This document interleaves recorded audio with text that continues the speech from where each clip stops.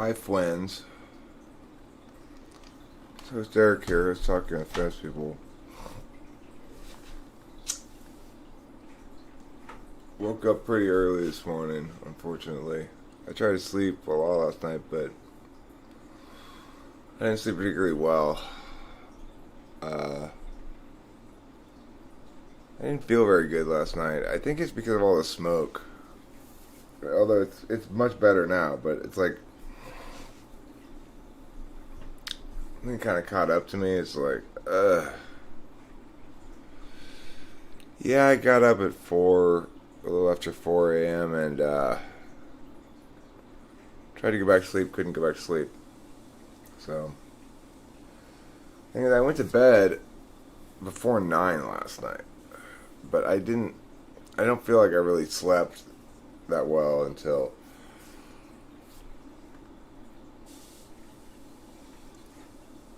the last 4 or 5 hours.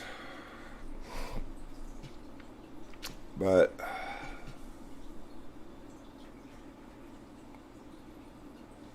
obviously you don't sleep, Winston's mom.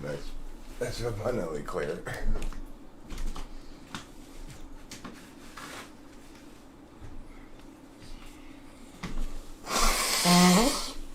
I'm just waiting for some coffee to finish being made so I can take my Adderall and wake up a bit. I can tell I'm well into the diminishing returns part of the bottle. It's like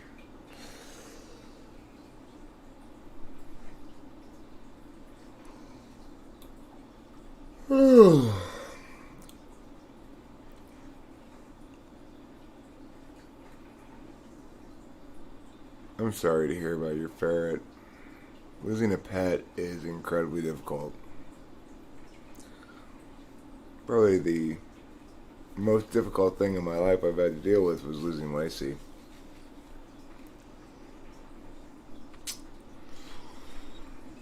Incredibly painful. So I feel for you. The worst kind of pain. Well, I wouldn't say that. But one of the worst kinds of pain is sorrow at a loss. It's such a permanent loss.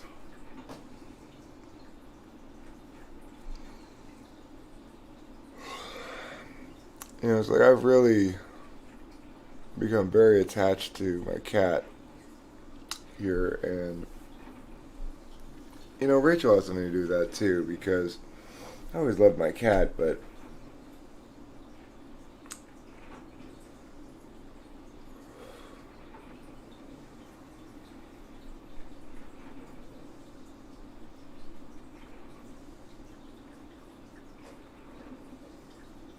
Juliet will be your last, huh? How long do they live?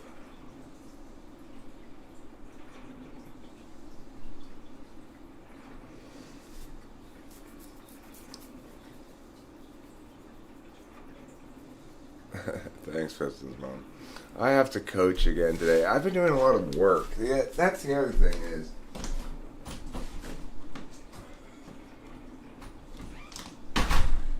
I think of taking Adderall as being primarily for my own work. But when I'm working more a job, then a decent amount of those energies get directed towards job.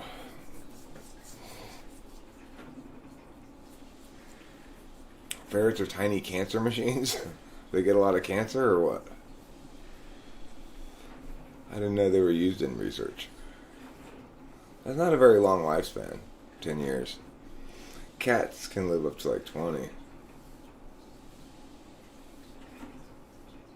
It's like a big dog. Big dogs don't last much longer than 10 years, but small dogs can. Small dogs can last like, up to 20, presumably, I guess.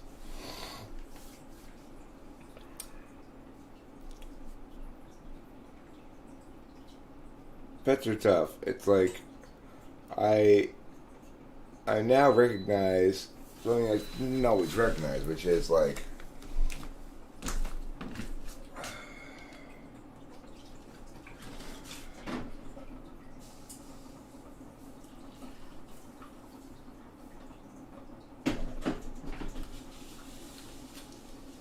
it's like if you get a pet you love a lot, you are purchasing with that pet or acquiring with that pet mourning eventually. You know, it's like it's gonna die before you probably, unless you have a tortoise or something.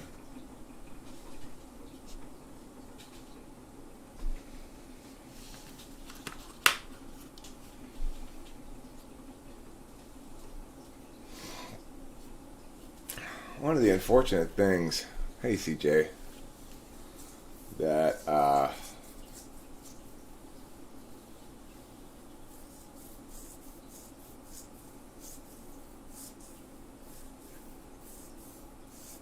hired herself.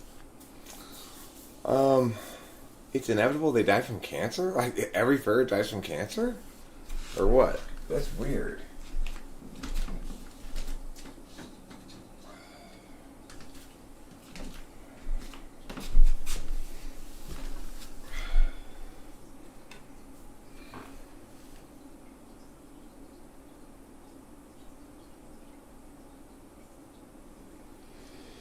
My first cat, Pussykin's, she died from feline leukemia back when I was a kid. I remember at the end of her life, you know, my mom would try to hand feed her chicken. Then one day she went outside and never came back. You know, she was very sick at the time and obviously went somewhere to die.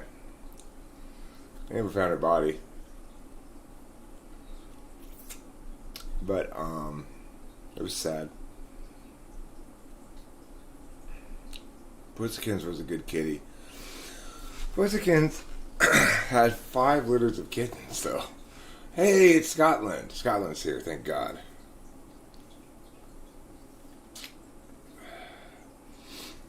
MC Fee. What up to you? Indeed, what up, what up? I am up. And I'm talking today. Today's a pretty important anniversary for me and for Talking with Famous People. Because today, Talking with Famous People celebrates 100 years of elegance. That's right. This is the 100-year anniversary of Talking with Famous People, the internet's oldest and most powerful source of elegance. It dates back to actually before the internet even, back when Talking with Famous People was it started off as a radio broadcast in the golden age of radio, and then it proceeded on to a black and white television program. Until finally, here we are on the internet. No, look, you don't have to be elegant, Mrs. Mom. You're a valued guest here at our elegance party. I'm the only one who has to be fully elegant the whole time. But that's easy for me. I'm naturally elegant. I sashay like a runway model. That's what I do. When I'm not practicing ballet, anyway. There's nothing more elegant than ballet. It's the most elegant and boring of all things. Can you imagine, like, wanting to go see a ballet? Can anybody imagine that? Ooh. I've got to go see the new ballet. Well, why? Because it's so exciting. I mean, there's nothing exciting about it at all. I saw a ballet one time. I know it is crazy. People talk to famous people offline. That was crazy. I went to the ballet when I was in Russia because, it seemed like a thing to do to go see the Bolshoi or something, you know. Dear God, it was boring, but it was quite packed, and everybody was at the end of the ballet in Russia. Everybody clapped like this together, like not like normal applause, right? It was weird. I think it was the Bolshoi, and it was probably in Moscow. It was in Moscow. It wasn't in St. Petersburg. I only went to Moscow and St. Petersburg. But my friend Will said, "Well, you know, you're here. You should really see the. I think it was the Bolshoi Ballet." And I was like, "Yeah, maybe. I guess it is kind of a Russian thing to do." So boring. I stayed for the whole thing too. I watched the whole goddamn thing. I guess I just didn't have anything else to do, so.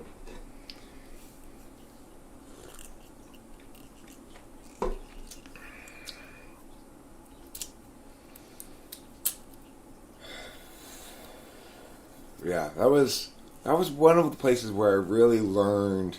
I got a lot of extra elegance that night. When you go see the Bolshoi, I stayed with my friend Will. He was living and working in Moscow at the time. He studied Russian history and Russian language in college. He was my college roommate, and then or housemate. And then when I was like 24, I was like, "Hey, Will, I've got some money saved up, or maybe 26, I don't know. I got some money saved up from working and shit. I want to come to Russia and visit you." And he's like, "Cool." And I just that day I booked a flight on Finnish Air, and I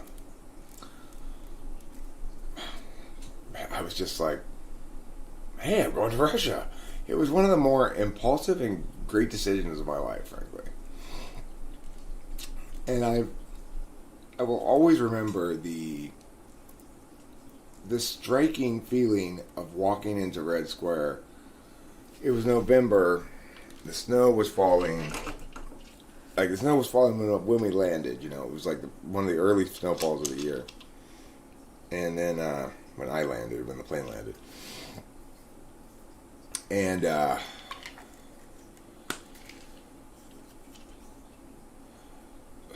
didn't stay in a hotel. It was not that long after Glasnost.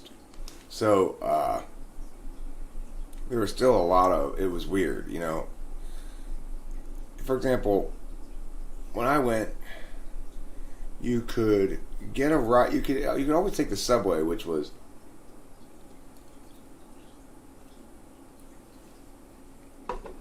excellent.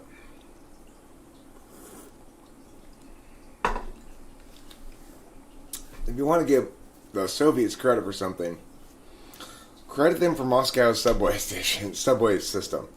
Moscow's got a badass subway system, and all of the subway stations are they're filled with these incredible communist mosaics.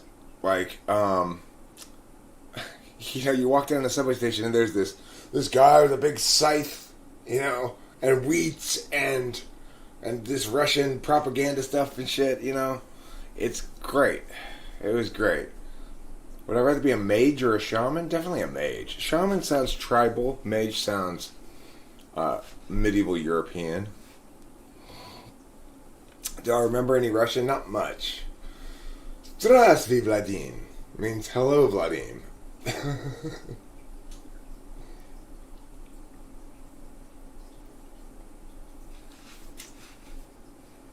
Kalashnikov.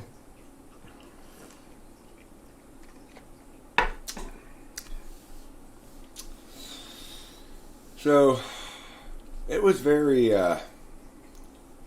it was a very good experience for me. I found it, like I said, it was moving to to see all this stuff in person and it be so. Red Square is huge.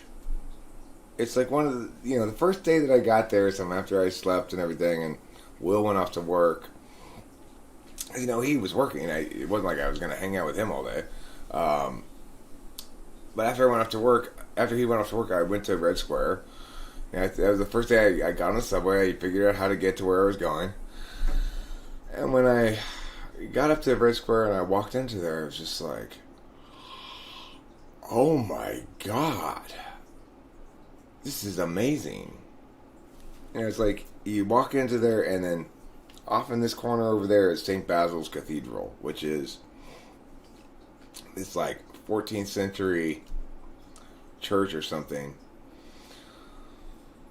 But just the grandeur of it all, the Soviet grandeur was amazing.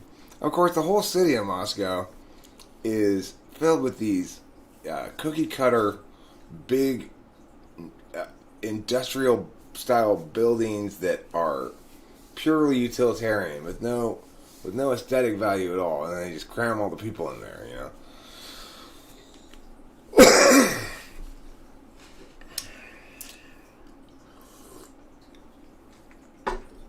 Was I taller than most of the Russians? I don't remember. I remember in China, I was definitely taller than all the Chinese people. I don't remember about Russia though. It was so dramatic in China that there were several instances where I just kind of had to laugh out loud about it. The most dramatic in China being when I went to the train station, the big train station in Shanghai that takes you, not the metro train station, but the big train station that takes you to like Wuxi and other places out in China on the high-speed trains. That place is so full of throngs of people. And you go, like, there's ticket windows, right? And there's this massive throng in front of the ticket windows that's sort of feeding into lines to each window, right?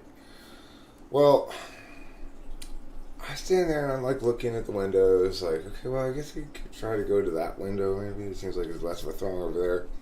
And that's when I looked down and I realized everybody else is down here. And they're all looking at the back of each other's heads. They have no idea where they're going. It's just like, oh, none of these people can see anything.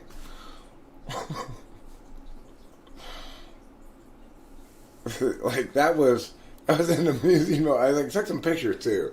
I was like in the middle of this throng of Chinese people, and they're all way down here, and I'm just like, hey, look at this.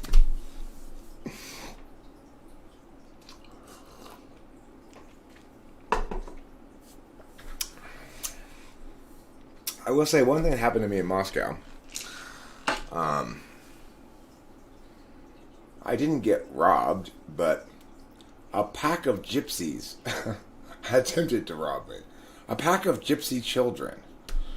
It was one of the more disturbing incidents I'd ever had because I got at the subway one time. I was looking at the map, and I guess it must have been obvious that I was a tourist or something. And this pack of gypsy children surrounded me and started putting their hands into my pockets and stuff, like, fortunately I had one of those things you wear underneath, like it's like a under your clothes fanny pack or something. Where are my cigarettes?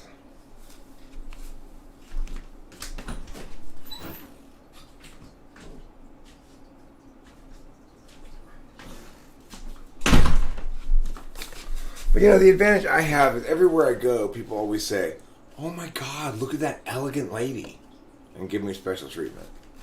It's because I'm celebrating 100 years of Elegance today.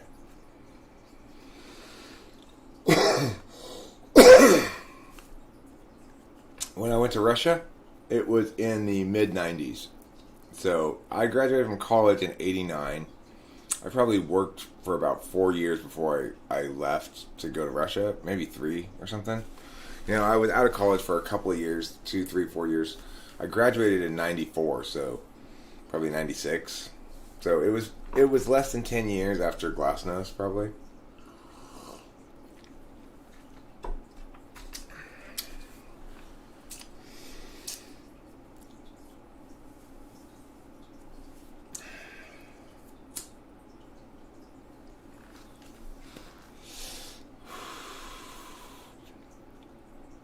It must have been. It must have been 95 because I was still. I was out of college, but I was still living here in my parents' house. I hadn't moved out to live with Corey in Eagle Rock yet. So, and then it was a year after I lived with Corey in Eagle Rock before I left that and got married to my first wife. I did go to Arcadia High School.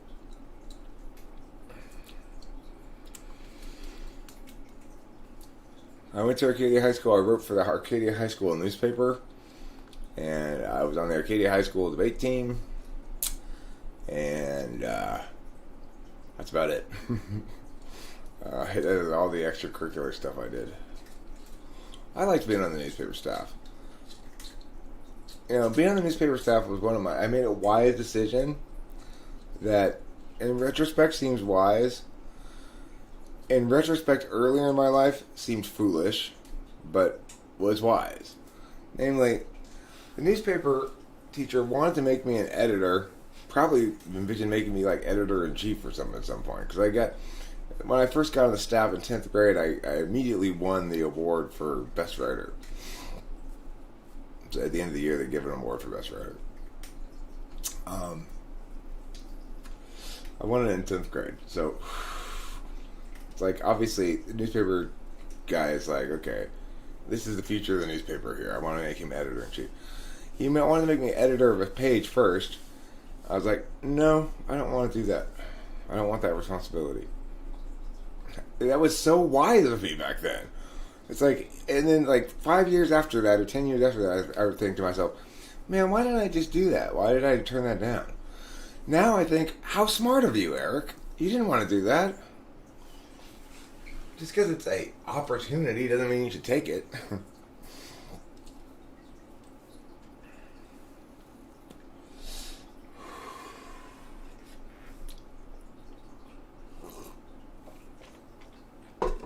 I do regret that one day I took acid when we had a debate tournament and was frying too hard and didn't show up, and I had the expository box and I got kicked off the team as a consequence. That was sucked.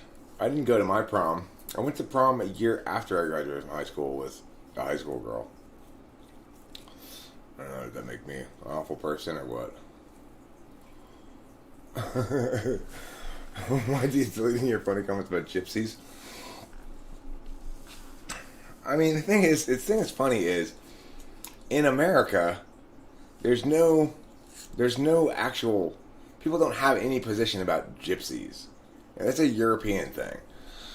Like, I didn't even think gypsies really existed until this pack of what were obviously gypsy children surrounded me and tried to rob me, you know? In America, there aren't any gypsies. I don't think.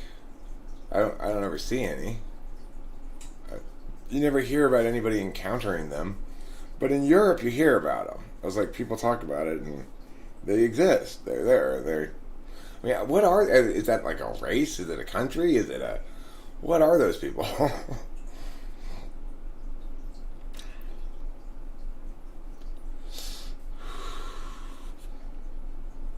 I don't know. I don't really know anything about them. It's just that I know enough about them. Like, when you see them with their bangles and shit, then you go, okay, oh, those are gypsies. I recognize that motif.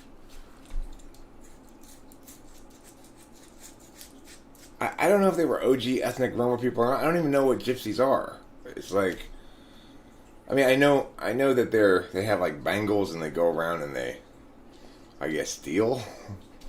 I don't know. Here in America, they're called travelers. They are from Romania and are grifters. They will show up and offer you a good price to paint your house, fix something, and look like handymen now. Romanian. Huh. Well, you know, if you came from a place that was so chock full of vampires, you'd probably be a little sketchy too.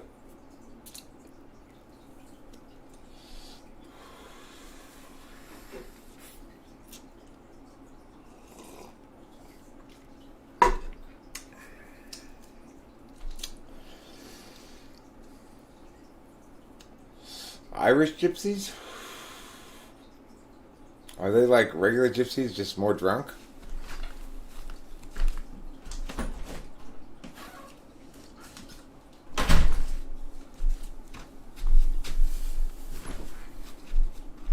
They set up caravan sites on public's land and usually leave the place a shithole.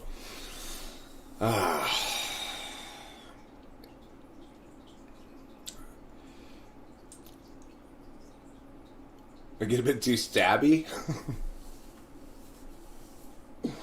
I've been to Finland, by the way, but only the airport.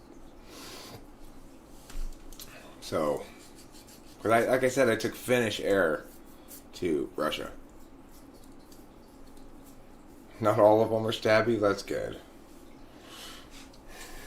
Stabby.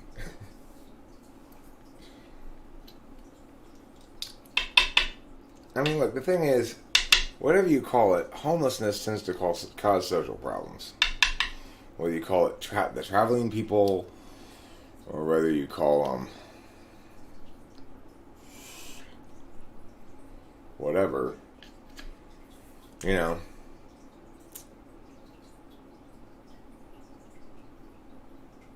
I took Finnish Air. Sounds like doing drugs.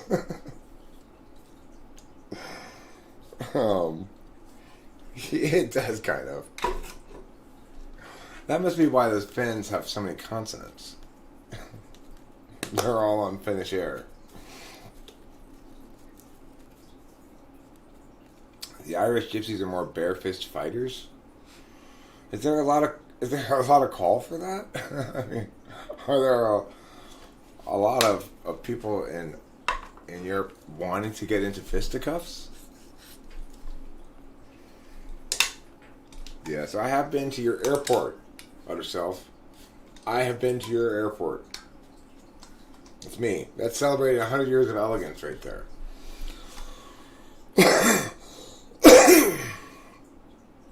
24-karat gold dress.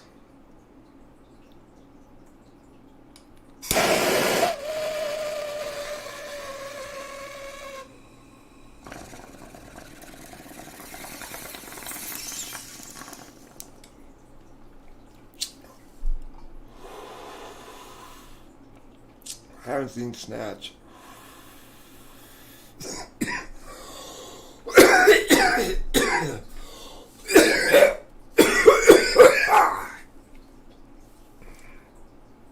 I did see Hot Fuzz the other day. Not that long ago, about a week or two ago. What's your motherland? Russia?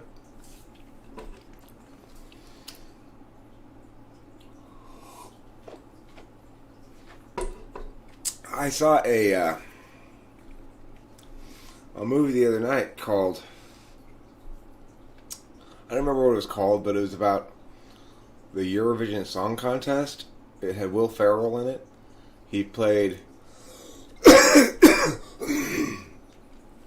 the male half of an Icelandic duo that was going to try to win the Eurovision Song Contest.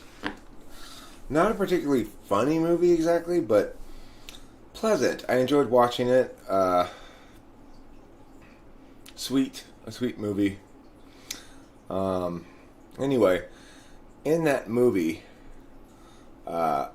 there's one of the people in the Eurovision Song Contest is Russian, and he's clearly gay. But when Sigrid, the Icelandic girl, asks him if he's gay, he says, no, I'm Russian. There are no gay people in Russia. And she says, it seems statistically unlikely. He said, no, zero gays in Russia. Of course, he is gay. But, yeah. You know where there are even fewer gays than in Russia? What's it called? Serbia. Serbia, there's like the fewest gays of all because they're so. I think that the strong-arm dictator kind of guy who's in charge of it has indicated officially There are 0 gays in Serbia. What did you go? Do you go around house to house with your dick out and see how people respond, or what?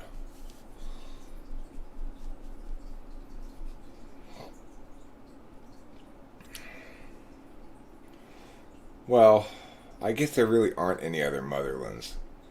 Other stuff. There's a fatherland.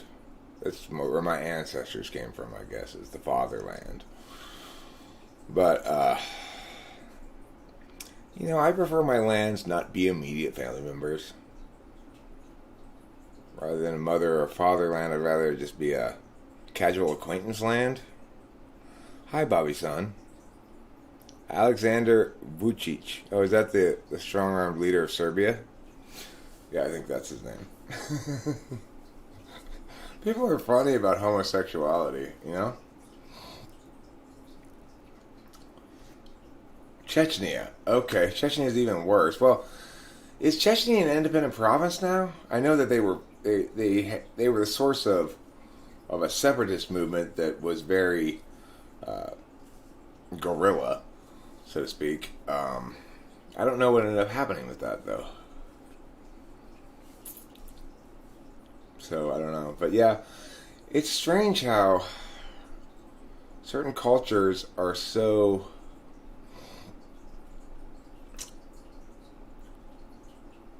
like, why do they care? Why does Alexander Vucic care?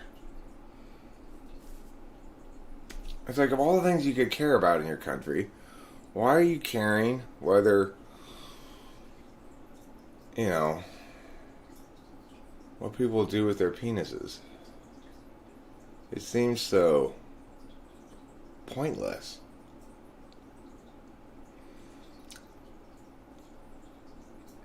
Like, what do you accomplish by doing that? Why are they so concerned? Why are they so scared of gay people?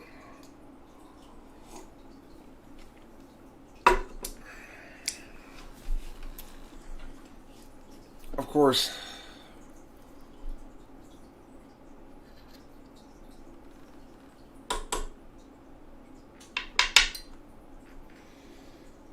the other thing about Russia is there's a bit of an alcohol problem there. I'm not gonna misrepresent this at all. Russia has an alcohol problem. Do you know that when I was in Moscow anyway, they had kiosks. There were kiosks on the street that sold vodka shots. That's all they sold. I mean, your country has a serious alcohol problem if you need vodka shot kiosks as you're walking down the street. I mean, what? I was drinking at the time. I had a good time in Russia, In the 90s it was worse. I'm sure, yeah. It probably has gotten better since then, but...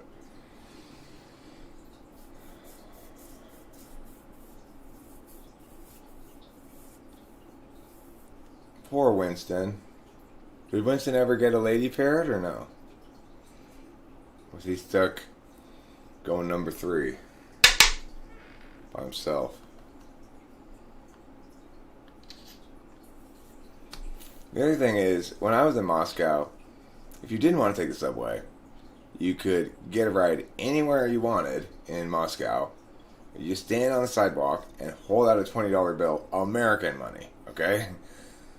They had to, you couldn't give them Russian money to do this. They wanted American $20 bills and had to be crisp. If it was wrinkly, they didn't take it.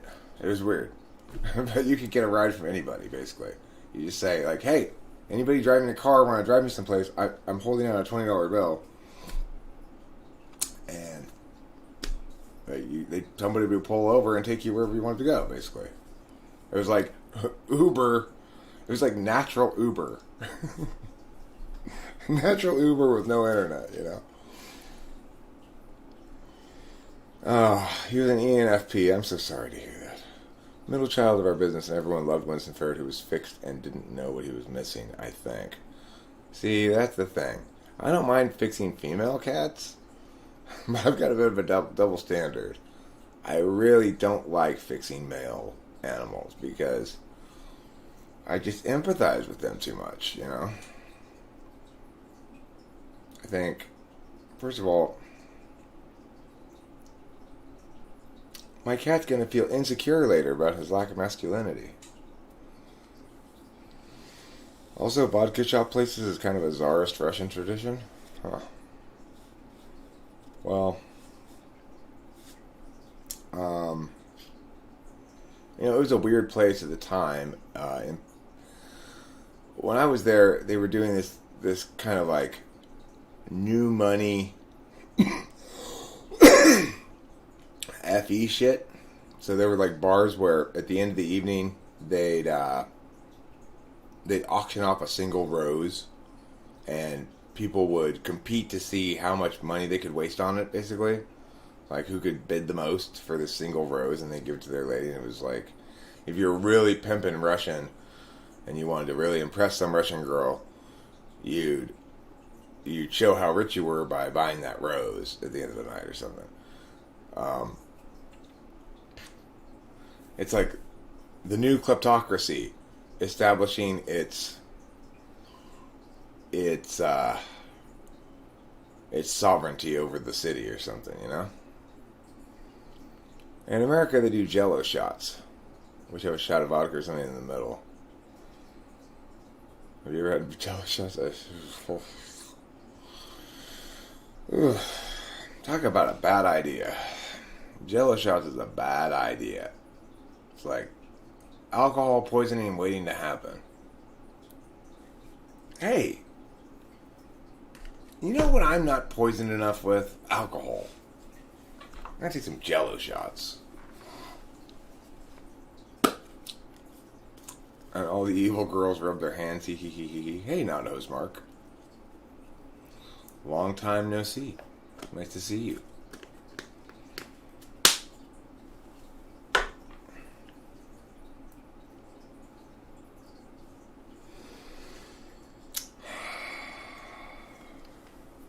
So yeah, that was.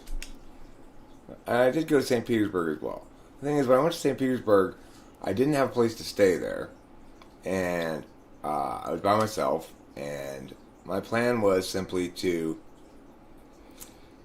basically take the train in, which I did, explore the city. I went to the Hermitage. Ah, cool. I don't doubt that it changed a lot since I was there in the mid '90s. Um,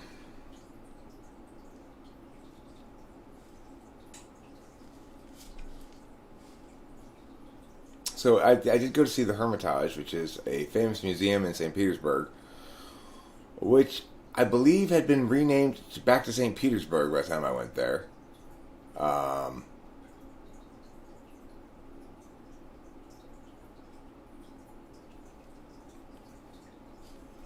Why do you still need to wait till November to buy a washer and dryer?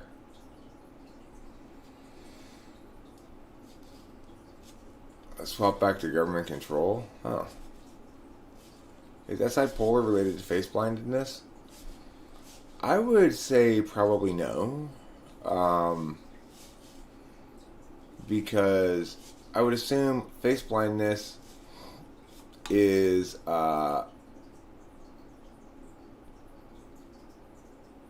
suggests a weakness in visualization. I see visualization as more of an NI thing, but I could be wrong about that.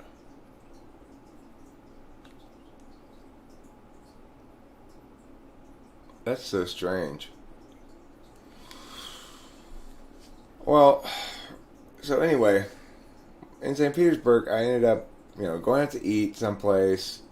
Then I went to the Hermitage, Export City, and then I just ended up going back to the train station and sleeping on my luggage in the train station for about 6 hours or something before the next train back to Moscow came. So,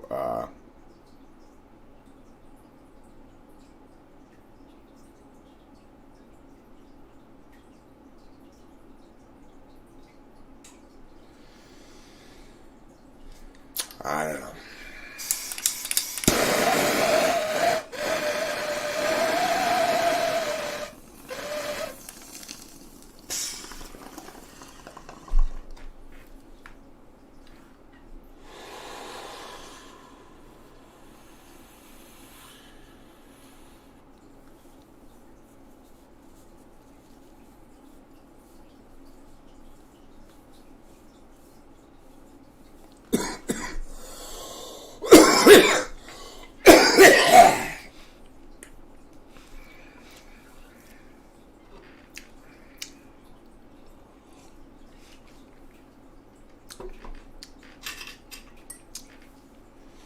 Um, the other thing I will say about St. Petersburg, it was a much nicer looking, a much more European looking city than Moscow, which was, the thing that surprised me or it was weird about Moscow was how at any given point, wherever you were standing, um, you couldn't really get any sense of the city. There's no place to stand to see the city because there were all these big gray rectangle buildings everywhere that were all basically the same design of building, and you could never get any kind of view of the city. Have I been in any EU countries? Yeah, I've been to England. I've been to Austria. I spent quite a bit of time. As far as like vacation amount of days, I spent more days in Austria than any other EU country. In Innsbruck, I had a fairly memorable trip to Innsbruck as like an 18-year-old with my parents. It's like the last trip I took with them, basically. We went skiing in Innsbruck, and during that trip we also traveled to Venice, Italy by car, and we rented a car. And the thing I remember of Venice is everything was silly expensive, and I didn't like the Italians. I just walking around Venice and like the way that they carried themselves and everything. I just didn't like the Italians. I don't know what else to say. They seemed like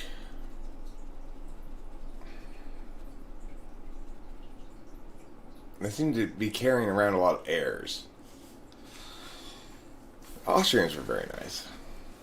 The British people were not very nice. British people, were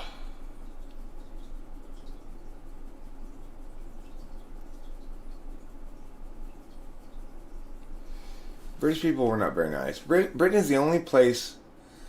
Britain is the only place in the world I've ever actually been robbed. London.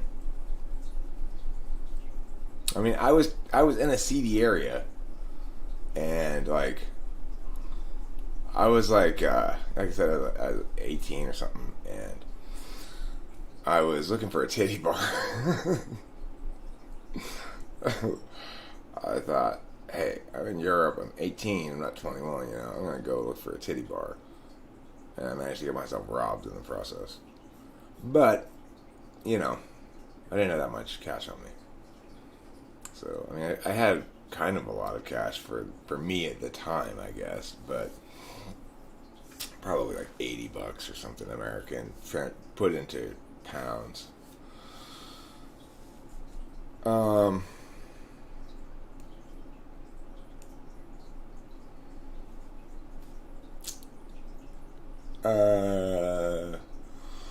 What other European countries I've been to?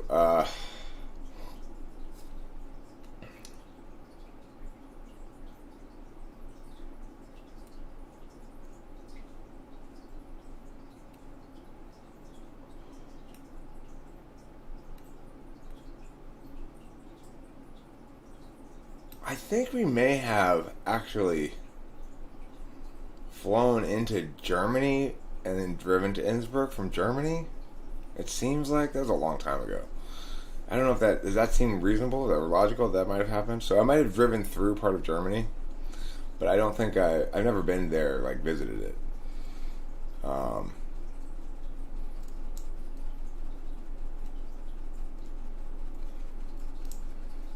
so I think that's about it for um, for EU countries that I've been to.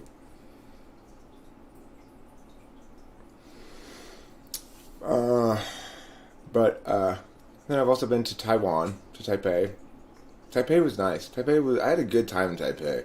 I really liked the hotel my work put me in Taipei. Uh, it was this little boutique hotel that was I had never experienced anything like the service I experienced at this hotel. I couldn't I couldn't glance around me wondering about something without somebody scurrying over to help me. I couldn't go outside to smoke a cigarette without somebody scurrying to bring me a glass of water to drink with it. It was it was crazy. Um, Everybody in Taipei was really nice. I enjoyed my time in Taipei. Uh, it was very Western, like there's no commie nonsense there. There was a very nice bar that was very close to my hotel that I'd go to every night. Have a couple of delicious, like you feel kind of like international when you're doing that kind of shit, And it's instances like that which whenever I miss alcohol, I miss that kind of scenario. Like I'm traveling, there's a hotel bar or something, and because in those instances, sometimes in the past when I was drinking, I would be able to drink sort of manageably, like have a couple drinks at the hotel bar, go up to the room, go to bed, and not get drunk and not. So when I guess you could say that like when my life was exciting enough, I had enough stuff going on that it didn't afford me a lot of time to drink, and it was interesting enough that I wasn't trying to, entertain myself with alcohol constantly. Then I had some nice experiences with it. Like Taipei was an example of a place where I generally had nice experiences with alcohol. However, it should be said as well that I remember at least 1 or 2 days there, you know, buckling down and pushing through work incredibly hungover. So there were obviously a couple of exceptions to that too. It's so nice to not have to do that anymore. God, that was hard. It's like one of the worst things that I used to have to do all the time is go handle shit hungover. Ugh. Miserable, By the time you start feeling better, it's like 4 in the afternoon. You probably already like gone and dry heaved in the bathroom at work at one point or something, Ugh. It makes me feel sick just thinking about it.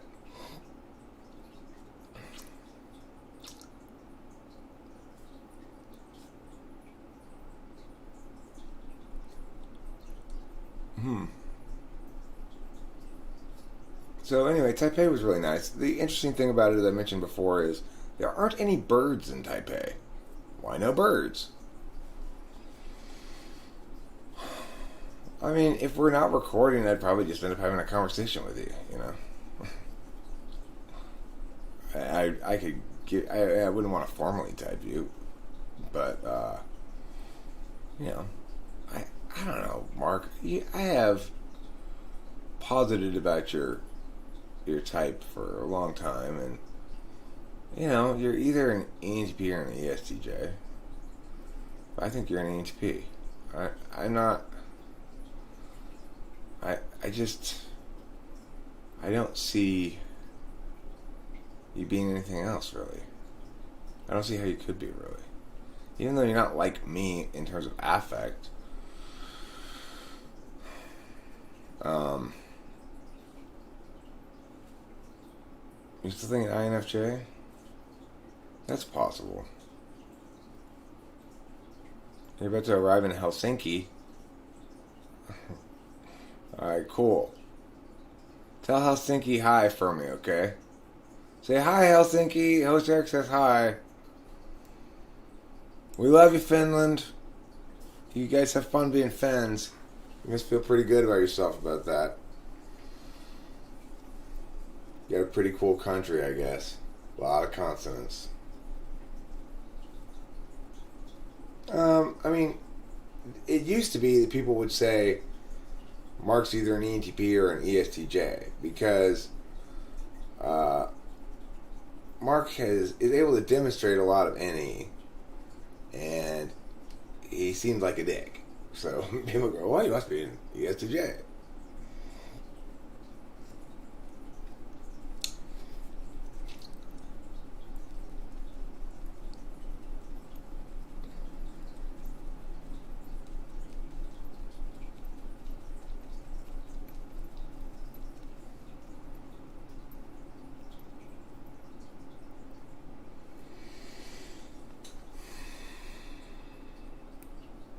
So what are you doing anyway, Mark? What are you up to?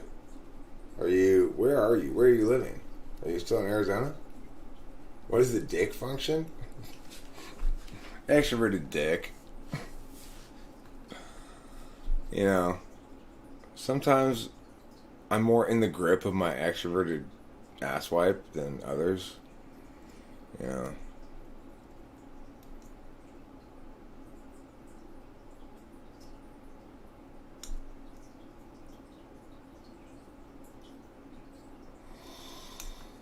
Why is it so hard for people to know their type? Like, how can you know what your polar function or opposing parent is and it doesn't resonate? What am I missing? I mean, a lot of people aren't sure what their polar is. It's actually, your polar is one of the hardest things to know about yourself. It's because you're so blind to it that you're always imagining it's something else.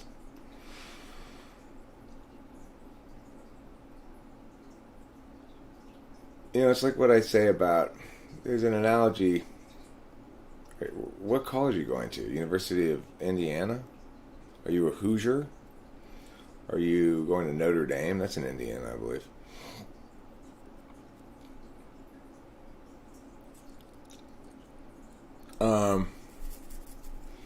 So, it's like, here's an analogy I've used in the past that I think is a good explanation of polar. Imagine that you are deaf to sirens, just to sirens. Now, as you go through life, you've noticed that when fire trucks drive by, people go like this. So, you learn to do that too. And every time fire engines go by, you go like this. And everybody thinks you hear sirens too.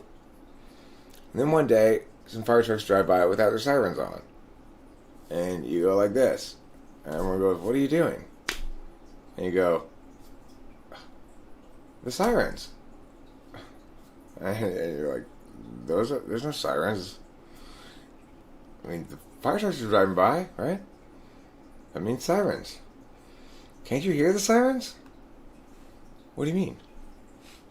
Isn't this what we do when fire trucks drive by? That's your polar function.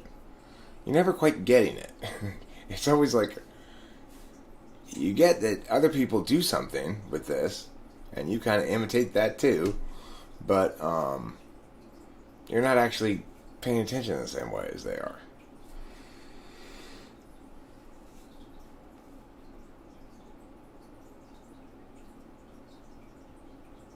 So you're not sure if you're an ENFP or an INFP?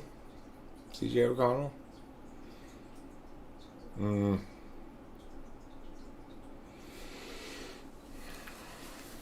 I mean, the thing is, ENFPs use their FI in kind of a instrumental, selfish way, in kind of a way that seems contrary to FI almost. In other words, part of FI normally is harm prevention / preservation efforts. So, if you love somebody and you spend more time with them, you love them even more as long as it's good time spent, and gradually that grows and grows and grows until you have a very hot, large boulder of love that takes a long time to cool. But with ENFPs, it's an instrumental function. So they're much more likely to become attached to things, stay attached to them for a stretch of time, and then let them go and move on to something else. In relationships, this means that ENFPs are, along with, I guess, probably ESFPs, are not naturally very constant in their relationships. So you kind of have to determine, CJ O'Connell, whether you are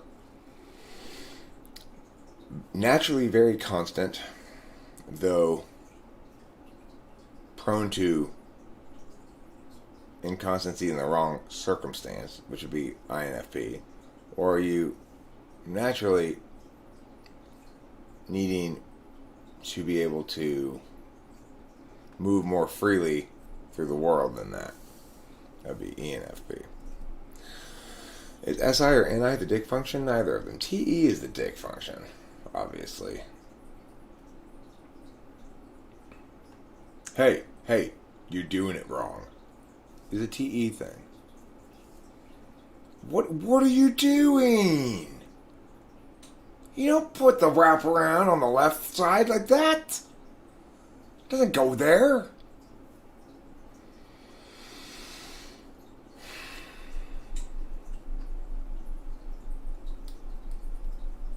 That's the dick function for sure. I mean, it's also, it can be very nice. It's like it's helping you. But like, ESTJs, no matter how helpful they are, even when ESTJs are like ultra helpful to you, they will be a dick about it. It's just unavoidable. Oh my God. What? Son. That's not how we do this. Let me help you. God! What's wrong with you? Thanks for helping?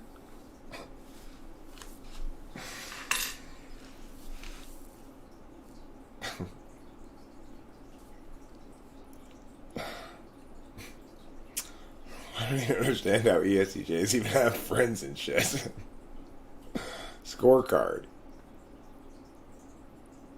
Oh, fifth slot FE I wouldn't refer to as the scorecard. Okay, I typically, when I say the scorecard function, I mean the third slot one, because you score points for yourself on the third slot. You feel your ego is gratified by success in the third slot. The fifth slot is how you evaluate the rest of the world more. You basically assume yourself to validate on the fifth slot, and you have kind of a pass-fail grade for everybody else.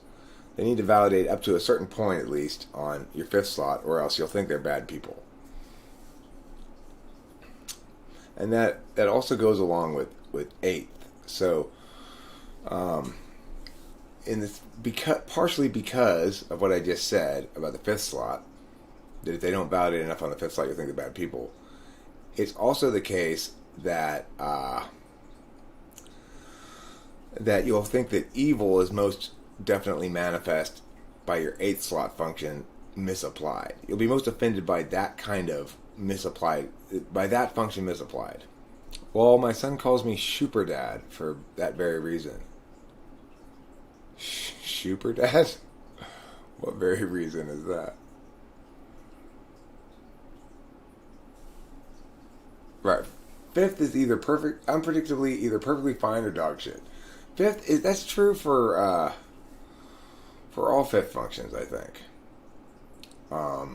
It's ignoring.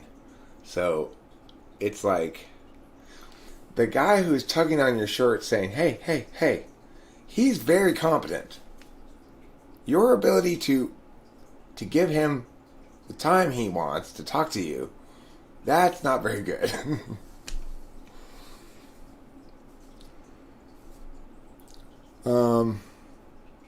Well, so if you have fifth slot FE, you don't, Sean. You would have fifth slot FI, but fifth slot FE would be very offended by people who are too awkward, basically.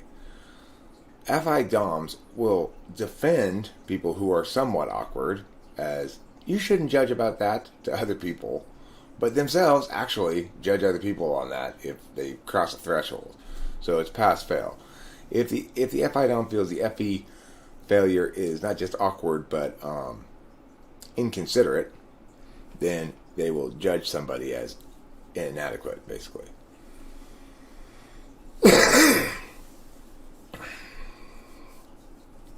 Yeah.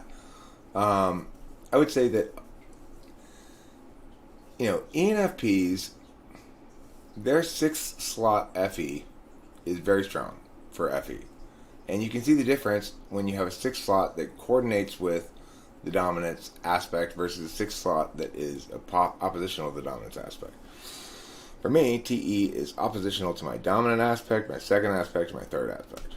For an ENFP, their sixth slot is consistent with their dominant aspect. So you can see how much better FE is in ENFPs than it is in ESFPs. Well, why? Because for ESFPs, that FE is contrary to their dominant and second aspects. So, and third aspects. So it's like, my relationship with TE is the same as an ESFP's relationship with FE. Which is why they're always so like, you will perceive me as this. That's your FE.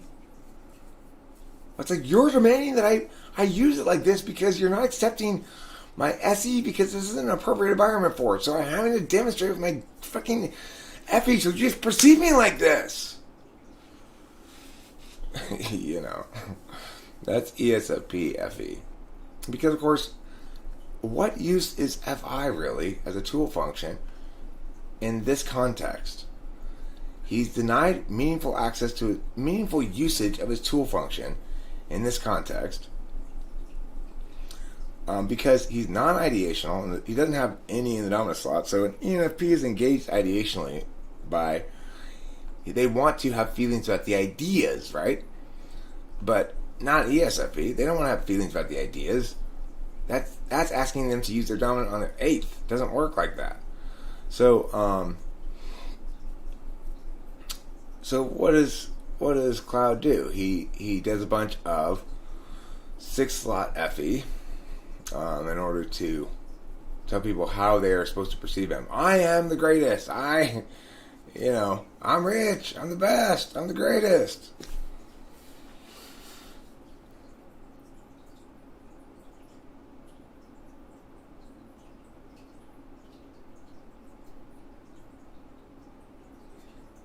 People don't like to be pushed on their 8th slot. I agree. Are they willing to ask for help with it occasionally? They're unlikely to. You can kind of think of your 8th slot function as the part of you that gets exploited, taken advantage of, never credited for anything, and blamed when things go wrong. So it's like, what really makes this YouTube channel go? SE. That's what really makes it go more than anything else. The fact that I just keep doing it. I just keep doing it. It doesn't matter if I have a good idea or a bad idea. It doesn't matter if I'm killing it or just totally self-indulging fuck around. I just keep doing it. And what happens what happens when you do it wrong? Well, who cares? I'm just doing it. So it's like the doing it has some power in and of itself, right? But I don't ever credit SE. Nobody thinks of me as being the reason this YouTube channel is successful is because of SE. Nobody thinks of me in terms of SE at all, really, because what you hear from me all the time is the extroverted intuition, the part that doesn't get any credit, and that gets shit on when things go wrong is the part where I just actually do the legwork and put on the mia, immunity mia, immunity mia.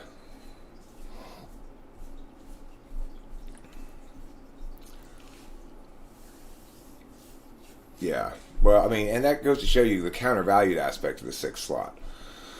So, even when I'm required to figure out how to do something or to solve problems and stuff, I still won't acknowledge the preeminence of the frame, namely that goal orientation and solvency are good things to prioritize. Even when I'm required to operate under that frame, I will raise both middle fingers to it. And that's exactly what you're saying there, Martin, now when you say the thing that bugs you with them is they refuse to admit that they need others' opinions to legitimize positions if they're not going to use logic, right? But they're action types, so Cloud wants to be the one who's putting information, right?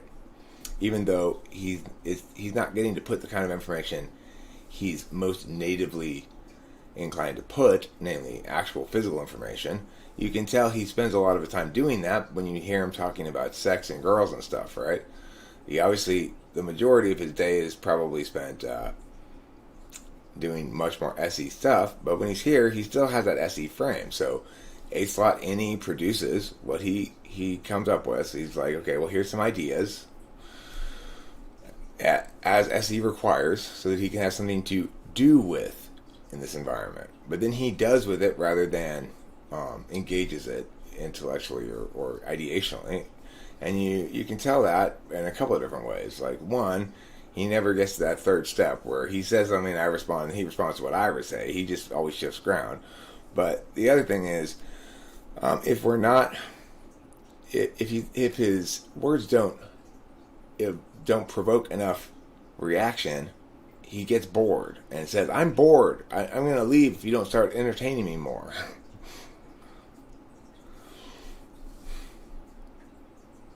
Well, I mean, that's part of being an SE Dom as well.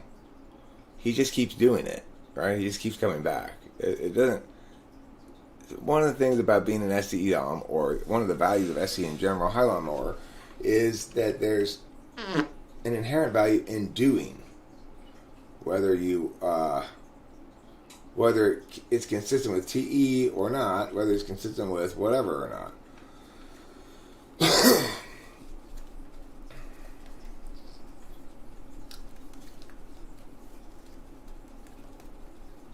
On a good whitening toothpaste, she's in dentistry, and she just went to her car with no words and came back with a whitening system, and she had no emotion going on consciously. I'm confused by this narrative. Where did this come from? Who are you talking about? Where did your teeth whitening products come into it? I know he doesn't want to associate himself with that. Now, see, C.J. O'Connell here is demonstrating what I would call a textbook ENFP style response. He says, yeah, I believe Cloud is the ESFP, but they have a bad rep in MBTI, particularly logically, so I feel like he doesn't want to associate himself with that. It's like you're putting yourself in his shoes, right? You're saying, well, you got to put yourself in his shoes. If I were him, I wouldn't want to associate with myself with these bad stereotypes and stuff. Well, you're right, C.J. O'Connell. You have correctly understood the thing from his perspective, and from the perspective of his feelings. Of course, most of that is okay. It's like, old Eric would have been like, well, how the fuck is that relevant? But newer Eric has learned that your position is not only valid as well, but exactly the sort of thing I need to engage to make my own perspective more complete, So, it's really interesting debating an ENTP. Let me read this thing out loud first. When you're operating in your 5th slot SC and my TI is hyperactive today, get it out of my room. I pay the bills in my room. I'm telling your father when he gets home.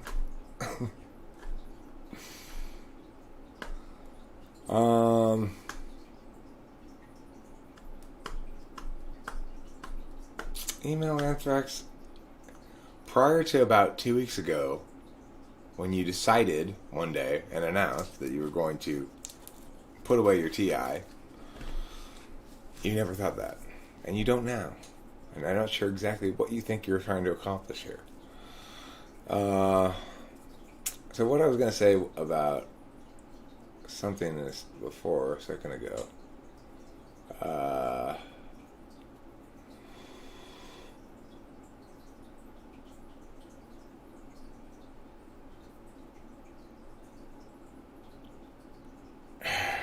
I just said something about, like, I used to would have been like, yeah, but now I try to incorporate multiple perspectives, and then I was thinking something. What was it?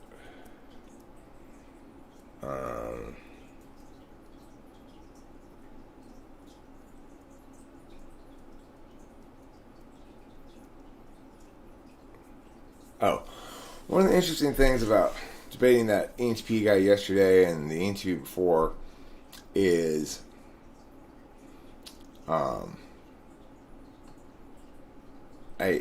it really makes me want to be a better person, because it's like, there's a certain point where ENTPs become so insufferable in their douchebaggery, and I know that's me too, and it's like, I don't want to be that guy. I mean, not him. I'm not talking shit about that guy particularly. I'm saying I don't like that aspect of myself. And I think most ENTPs probably, when they get a chance to see it, they don't like it in themselves either. It's kind of a FI polar thing, I guess. It's also kind of weak FE. It's just not getting that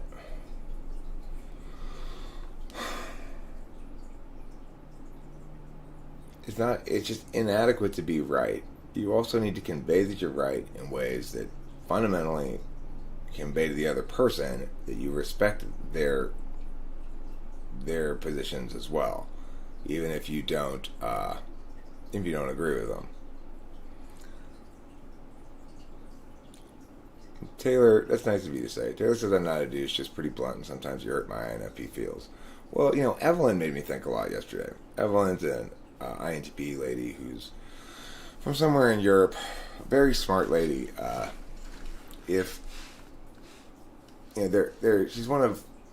somebody who I would turn to potentially for advice. If I wanted to, like, hey, I need to talk to somebody about something, and it wasn't the sort of thing that Rachel could talk to me about, she's somebody I might very well try to ask to talk to me and give me some advice, because I respect how smart she is. Anyway, so it's like she said, well, you shouldn't call it correctist, because there's just going to be an FE problem, because people who disagree with you are going to be like, you're throwing in their face that they are wrong and you are right, and blah, blah, blah, blah. So she's absolutely right, and it's the sort of thing I need to keep in mind, that ultimately I'm most successful when I am more nuanced. Yes, CJ, that's why it's irrelevant. True. That is why it's irrelevant. My point is that even though it's irrelevant on TI grounds,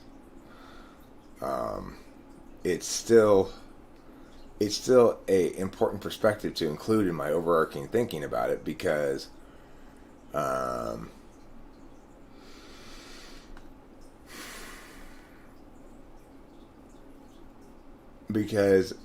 otherwise I'm not addressing the issue or incorporating the issue into my own thinking completely enough. Mark says that Eric is humble so long as he admits that I'm right about everything. Is that the criterion for humility? Wow.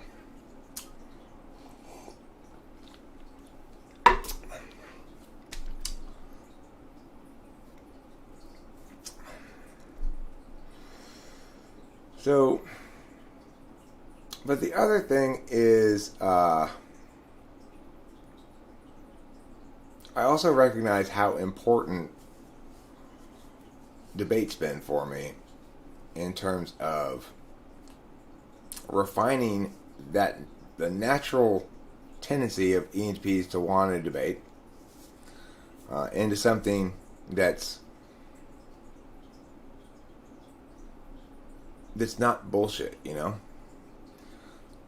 ENTPs have a tendency to bullshit, and to bullshit so well that they don't even really realize they're bullshitting.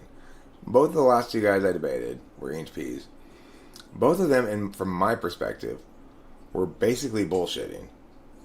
And I'm not sure either of them realized going in that that's what they were doing. And so it's like with the in the debate with homie Xavier Reach, which was calmer, and the calmness is important. It's like it allowed me to see more clearly what was going on in general.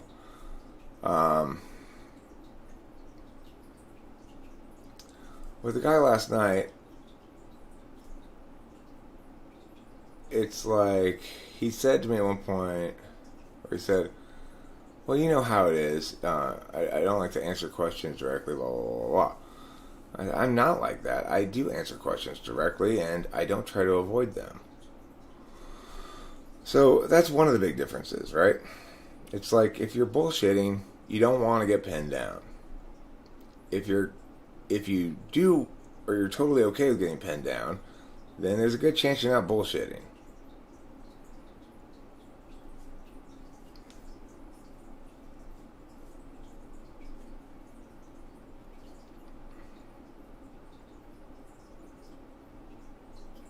That would be fun.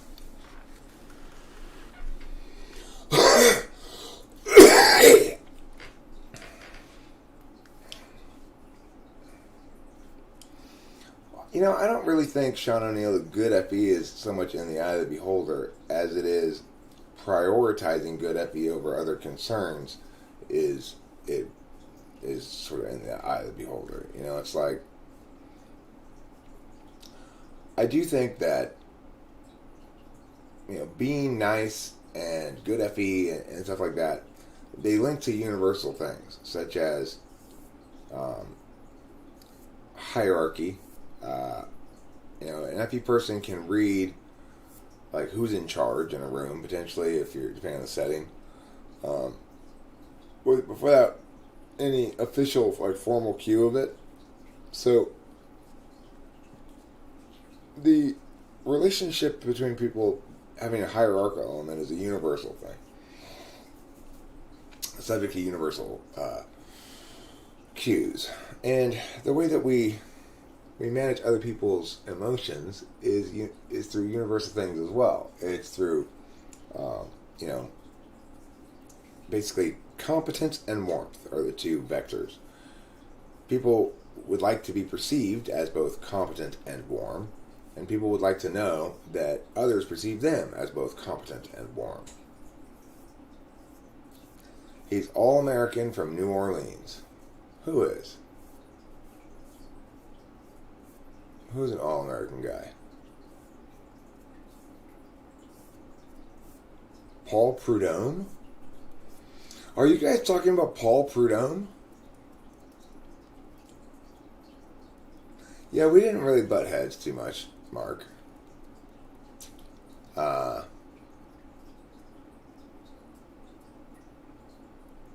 Tommy Wiseau is American?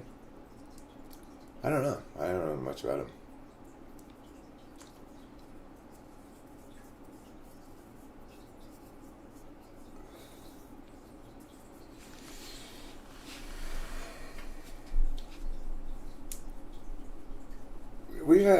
Mark and I have definitely had lots of discussions / debates or whatever, and we certainly aren't prone to butting heads. That might suggest that he's not an ENTP. I'm not sure. Good wishes to you too. I wish you well. And at least insofar as I don't wish you any specific ill. The very best? Hey, listen, Yeti. I want you to save your very best wishes for me. Everybody else can get your very good to mediocre wishes. It's so hard to hear reasons when people describe the way I view using my FE. I want to be good at making people feel respected and included. I don't think about how it looks. Well, I mean, that's because you're FE Dom with NI. You have a much less selfish use of FE than anybody else does, really. It's yourself. So,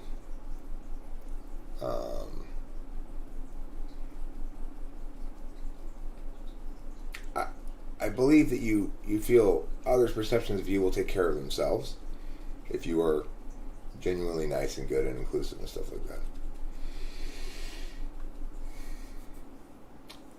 Host Eric, does sleeping inconsistently stress you out? Does it stress you out when it happens? Yeah, it does sometimes. It's not so much that it stresses me out as it makes me have low frustration tolerance, and if depending on the time, like I was thinking this morning, this is the sort of thing I have to think about with my sleeping and SI. This morning I was like, okay, I got to work at 1 o'clock, and it's 4 a.m. now. If I take my Adderall now, I know it's not like at the beginning of a bottle when I'll be up all day and night and the next day and night. It's I'm gonna probably need to take a nap this afternoon. So is this a bad idea? Because the worst thing to happen is for me to start a nap before I finish work. I have to time it. I need to have at least 2 hours if I take a nap before I can get up, and I need a half hour of wake up time before I can do anything. So it's like, all right, if I'm taking it now, fine. That means I'll take my nap at 3 o'clock or 3:30 or something. I have a lot of flexibility in terms of getting sleep when I need to, and that's important. When I had a full-time job and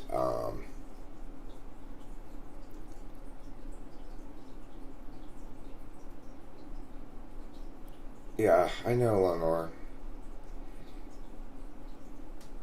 I know.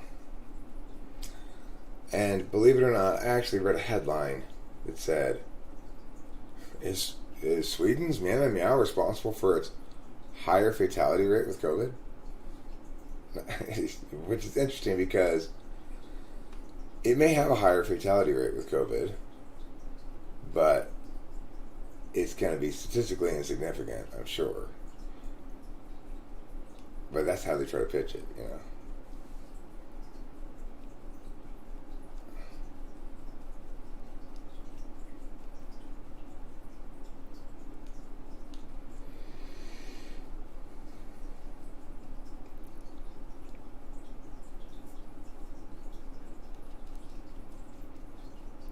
So Email Anthrax says, Marks and EHP. EHPs are not direct for answering questions. I mean, I agree. EHPs are not naturally direct for answering questions. EHPs tend to be direct and disrespect anyone who isn't directly answering questions. The thing is, there's another factor about answering questions, though, is debaters always answer questions. Because it doesn't work in debate. You can't successfully avoid a question. If I'm trying to pin you down on a warrant and you won't pin down on it, then my answer in the next speech is going to be, he doesn't have a warrant for this. He wouldn't. It's either this, he wouldn't answer it, so I get to assign what its meaning is. Since it's either this or this, he wouldn't tell me which one. He keeps insisting he's explained something, so I get to pick them. Yeah, you know. But actually, I mean, in general, I'd agree with that. That probably ESTPs are more responsive directly than ENTPs, because ENTPs are always, like you could see with the guy Xavier Reeds, how I was trying to ask him the basic question. He was basically saying that he thinks that morality in some sense needs to be delegated to society. You need to defer to society and not try to claim some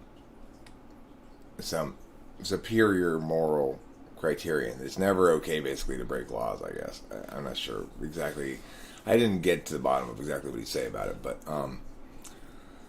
so I tried to ask him, well, does praying to God comprise a delegation of your moral authority to a higher authority, or by your within your system, or not?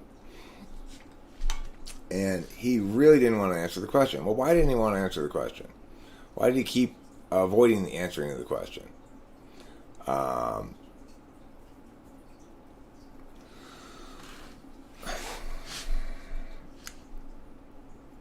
The reason he didn't want to answer it is because he was ideating about what I might do with that answer. And that's the difference between ESTPs and ENTPs. ENTPs do that, ESTPs don't. However, if you already know, like, exactly, like, the reason I answer questions is because I know what I'm doing. And I'm not worried about somebody surprising me. He was worried about me surprising him. Well, okay, what is he going to do with this answer? I don't want to answer the question. It's irrelevant because he's going to do something with the answer. I don't know what I was going to do with the answer. I was just curious. I wanted to know if that comprised an example of delegating my authority, or if it had to be to. I was trying to get to the bottom of what his argument was. The thing is, I don't have clearly a plan when I'm asking that question.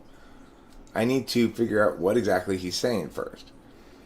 But for a lot of ENTPs, it's really about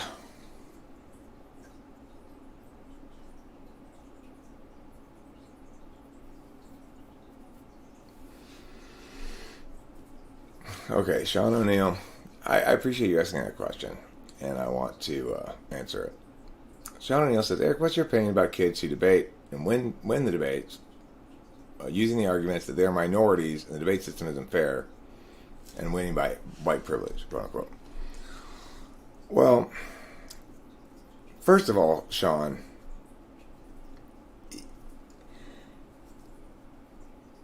that may be how the substance of their arguments boils down to, what it boils down to, okay? But make no mistake about it. The reason they won was because they were the best debaters. They just happen to be using that particular line of bullshit, right? In policy debate, there's something called a sandwich K. So somebody ran, and people talk about it occasionally, The sandwich K says that if I'm on neg, the AF runs its case, the neg gets up and says, does the neg speech. While the neg is doing its speech, the neg first speaker, this is in policy debate, neg first speaker is doing its speech, neg 2 makes neg 1 a sandwich, has brought bread, meat, cheese, makes them a sandwich. After speech 1, and in speech 1 of neg 1 runs what's called the sandwich K, which says our opponents can't win because the AF second speaker didn't make the AF first speaker a sandwich during the AF first speaker's speech. It's too late to do it now. That would violate severance. And it has to be a real sandwich, and he has to actually eat it. Since you don't have any bread, meat, or cheese, you can't possibly win this round. Now, it's interesting, I would point out, that we tend to think that a race K is offensive, but the sandwich K is funny. They're both stupid reasons to win a debate round. And they're not the reasons why people win debate rounds. People win debate rounds not because their arguments are right, but because they're the best debaters. There's not always spreading, okay? So, it's not always the case that spreading is a good decision strategically. What you're talking about when people go super fast, blah, blah, blah, blah, blah, is called spreading. But the reason people can do that, Sean, in part, I mean, it used to be that people would flow that shit as best they could, but it's because they flash over each other's cases. In fact, in high school with LD and policy, there's even a wiki in which you can review people's cases ahead of time, basically, or at least the cards they're going to run, so that you're not going in cold.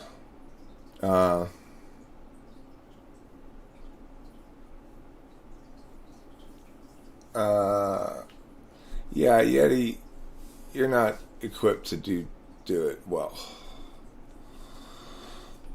So, it's like,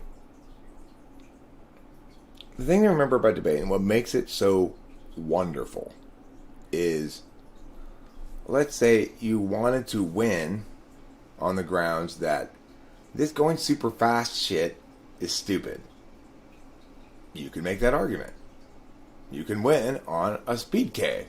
You can say, my opponents are spreading stupid. We shouldn't vote for it. We shouldn't encourage it in debate. It undermines both fairness and education.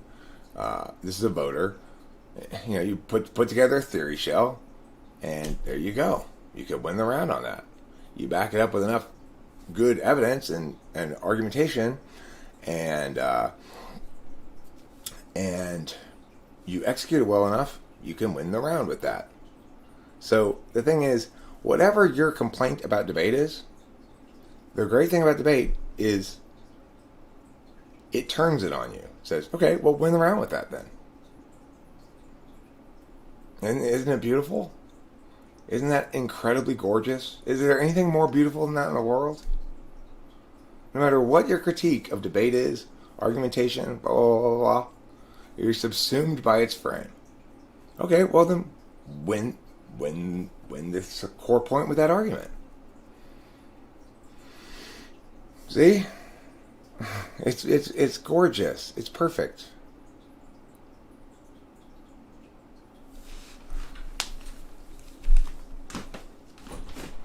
That's not pure logic. Okay, see, Yeti, you don't even know what you're talking about. You can substantiate things with shit tons of empirics if you want to. And you can make the argument that the only way we should substantiate things with empirics. And you can win the debate round with that. Right? There's nothing pure logic and argumentation about it. You could put together a bunch of empirics and present them. Here's a bunch of hard evidence. This is why you should vote for me. You might also need to make the argument that hard evidence is preferable, but you may end up operating under the same framework as your opponent. So, no, the beautiful thing about debate is it subsumes your empirics. Empirics are a way to argue things. One way to prove something. One way to evidence something.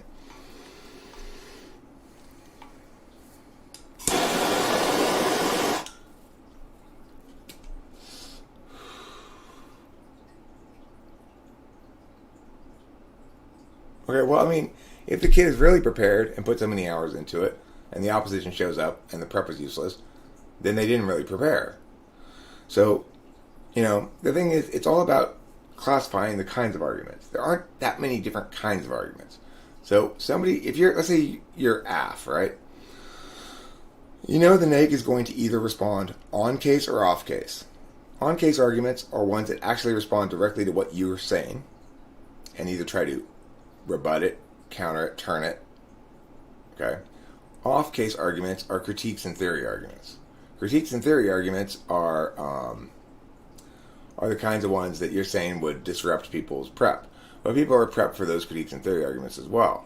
So it's like, let's say,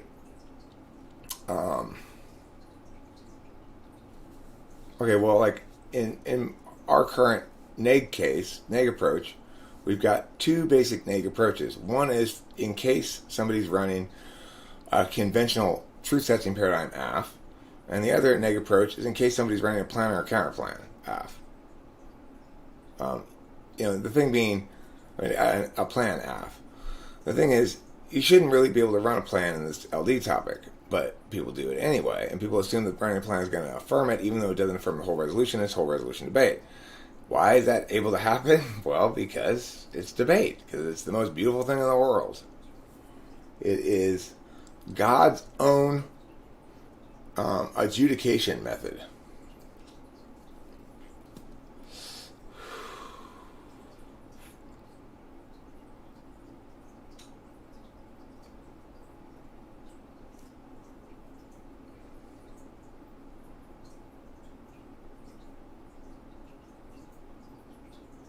Well, it is a gotcha hack. But the cool thing is, remember, every time gotcha works, people learn a shit ton. So,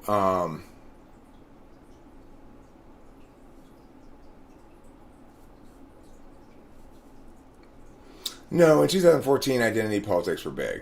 They were big back then. They were a big movement in debate. And the thing is, they've subsided since then. Why have they subsided? Because somebody started running identity politics and it started working, and the neg scrambled to catch up. It's kind of like digital security. You know, the hackers find a hole, the anti-hackers figure out how to patch it up. So it's like identity politics won for a little while because people hadn't put together the right kind of responses to it that would show why it's bullshit. Once they did that and it became standard operating procedure on how to negate it, it ceased to work because it's not fundamentally correct. The correct arguments stay constant in debate. The ontological frames, you know, it's like I always argue, or tend to almost always argue, that we need to prioritize a deontological frame or a negative constraint frame first before we ever apply a solvency or outcome frame. And the reason I argue that consistently over throughout the years is because it's correct. It's the best argument. I mean, I've tried them all. I've encountered them all. I've tried to be squirrely. I've tried to be straight. It's like I've taken every approach imaginable to case making. I like my cases to be creative, and I like my kids to understand the topic better than other kids do. You can take a more of a game approach, which is like more of a policy debate approach, where arguments aren't inherently right or wrong. They're just things you use in a debate round. But that's weak, ultimately, which is why we're running a talk and as a K if they're running the kind of bullshit that people often try to run. So the current LD topic is, in a democracy, voting ought to be compulsory. So the thing is, like Harvard Westlake has up on the wiki a case where they link compulsory voting. They say compulsory voting is the key to preventing global nuclear war, and the link is through India-Pakistan. That unless we urgently strengthen India's democracy in the way that only compulsory voting can,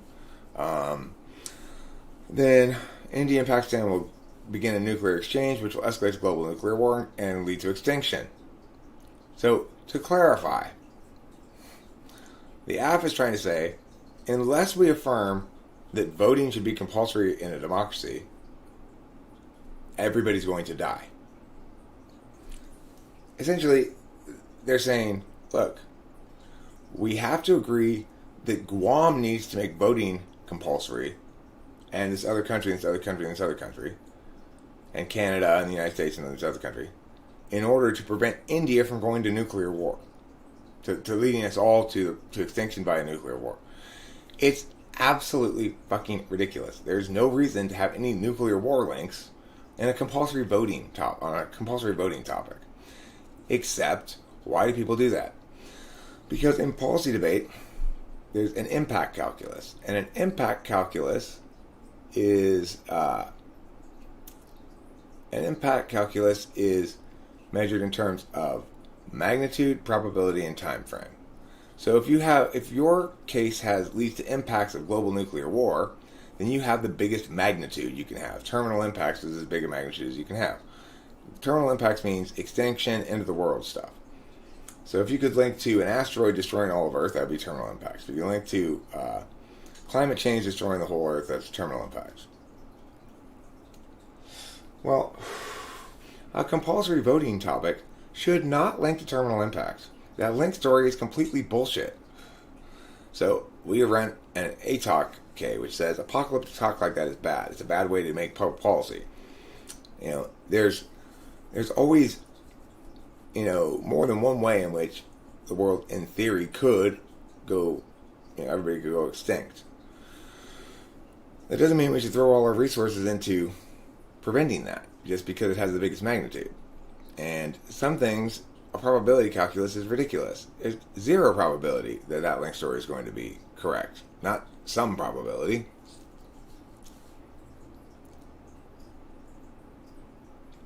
Kids don't hate the player, love the game. Second, right and wrong are for weak losers. Third, you win and lose based on the debate method. Now let me hit this bong and head in. I mean, look, the thing is, sometimes you win and lose by understanding better. A classic example was the topic that we did a while back. It was a public forum topic, I believe, and it said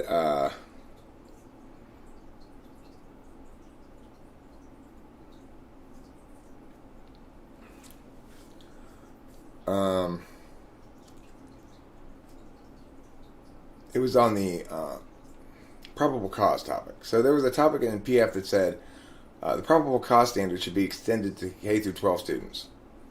In other words, in the status quo, there's no legal requirement to get a search warrant to search a kid's locker at school, for example. Okay. But the thing is this. What I understood and had my kids arguing from the perspective of was what that really means. The probable cause standard is a standard used by judges to determine whether evidence is admitted in a court case that's attempting to prove somebody guilty of a criminal offense. So, other people, all the other coaches, interpreted it as, should you have to get a warrant to search kids' lockers? But that's not actually how it works, right? The way it works is the cops get the evidence. They either had a warrant or they didn't. If they didn't have a warrant, then the judges have to determine if they had probable cause, even though they don't have a warrant. They didn't have a warrant. So the probable cause standard only comes into play in circumstances where there is no warrant. And none of the other coaches understood this. I did. I taught my kids correctly, and we absolutely slated that tournament. It was like, you know, everyone was just like, what? But, I mean, it seemed to me quite simple. Same thing with the nuclear war topic. It's like the nuclear weapons topic, which was last year, which was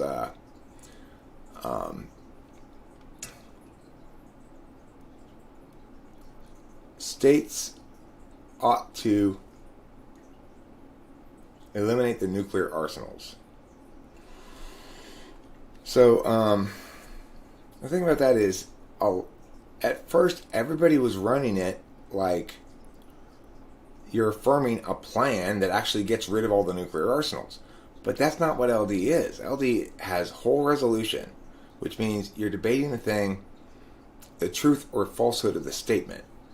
Is it true or false that states in general ought to eliminate their nuclear arsenals? Well, the answer is yes or no. But you can't really impact it by saying, well, once there are no more nuclear weapons, there won't be any more possibility of nuclear war. And the reason you can't impact it like that is because it's not a plan.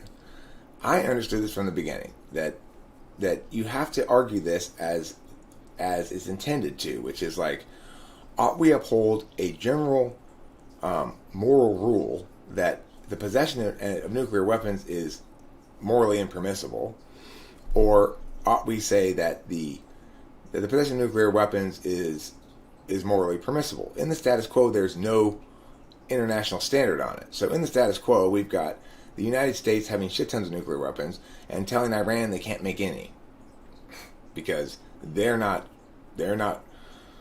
adult enough to handle them or something. Nuclear weapons are not a hoax, Lawnmower. What? I mean, why do you think such crazy shit? Nuclear weapons are not a hoax. Do you think nuclear power is a hoax? Do you think nuclear waste is a hoax? Do you think radioactivity is a hoax? Is uranium a hoax? No, I'm asking a specific question, though. Where did the hoax begin? Like, Are you? Do you think the hoax began at the whole concept of radioactivity? That there's nothing that's radioactive?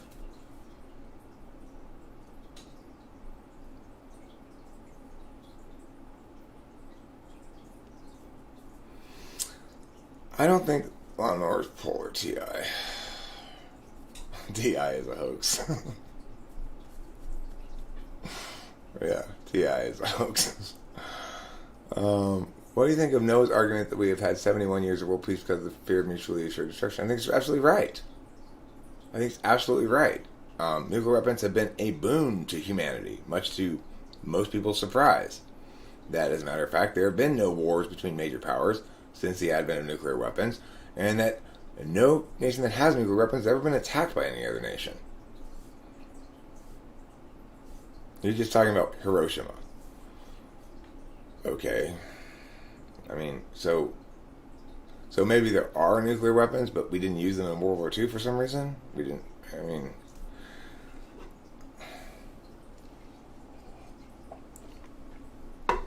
here's the thing, Lawnmower. If there was a good reason to portray firebombing as a nuclear weapon, then why didn't we portray Dresden as a nuclear weapon? We firebombed Dresden, so that's why we know firebombing is a thing. So it's like,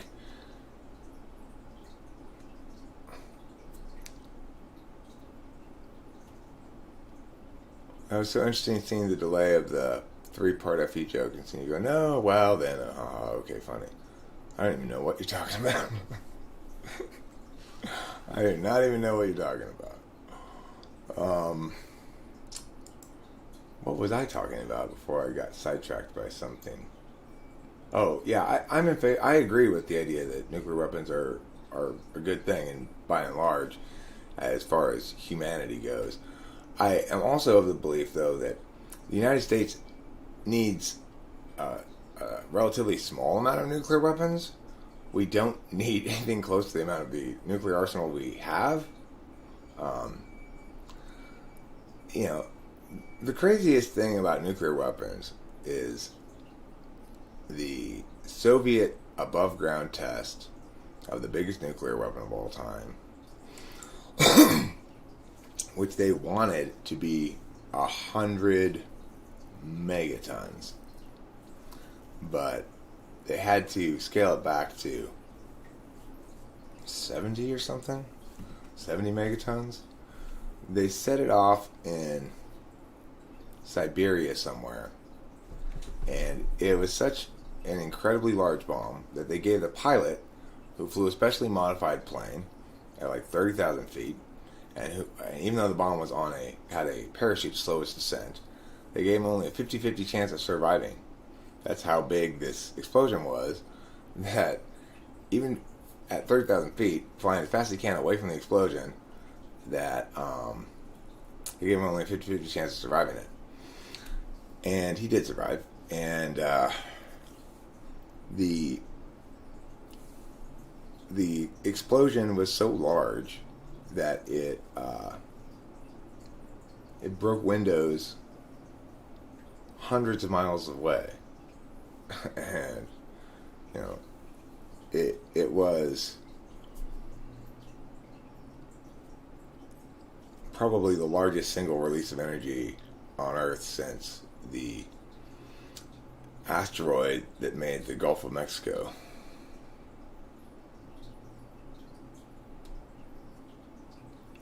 Interesting phenomenon. So the other interesting thing is, for being such a big bomb, it was a surprisingly clean bomb. There wasn't a lot of nuclear fallout from it. I'm not sure why.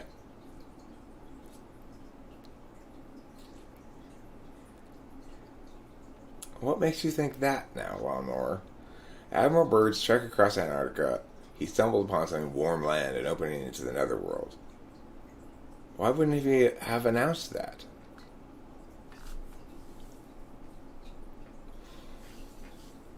I mean, there's been a lot of people go to Antarctica since. Why don't any of them find it? It's possible that there's something underneath there, but I just don't understand why you think Admiral Byrd found it.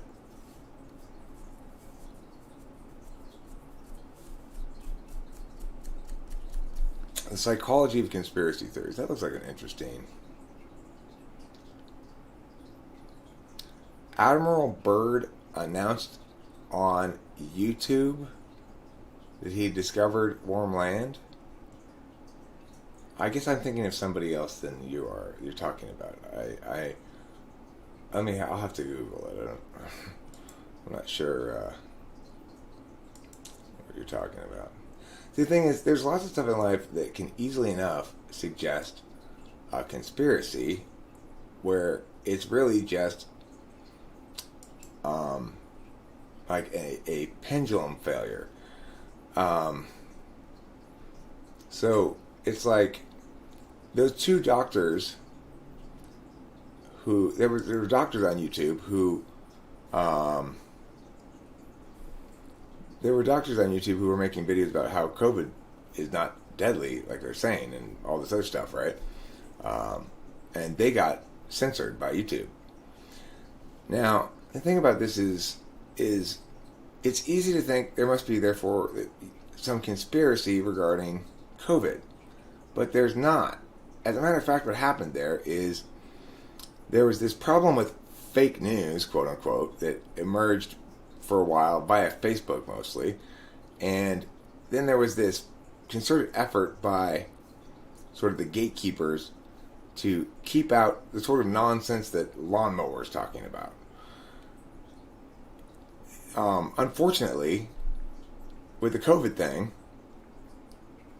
people were so accustomed to perceiving bullshit as emerging from the Trump camp and the right in that fashion that they assumed anything that was denying the COVID claims was science denialism of some sort, and that it was fake news and just misinformation designed to mislead people.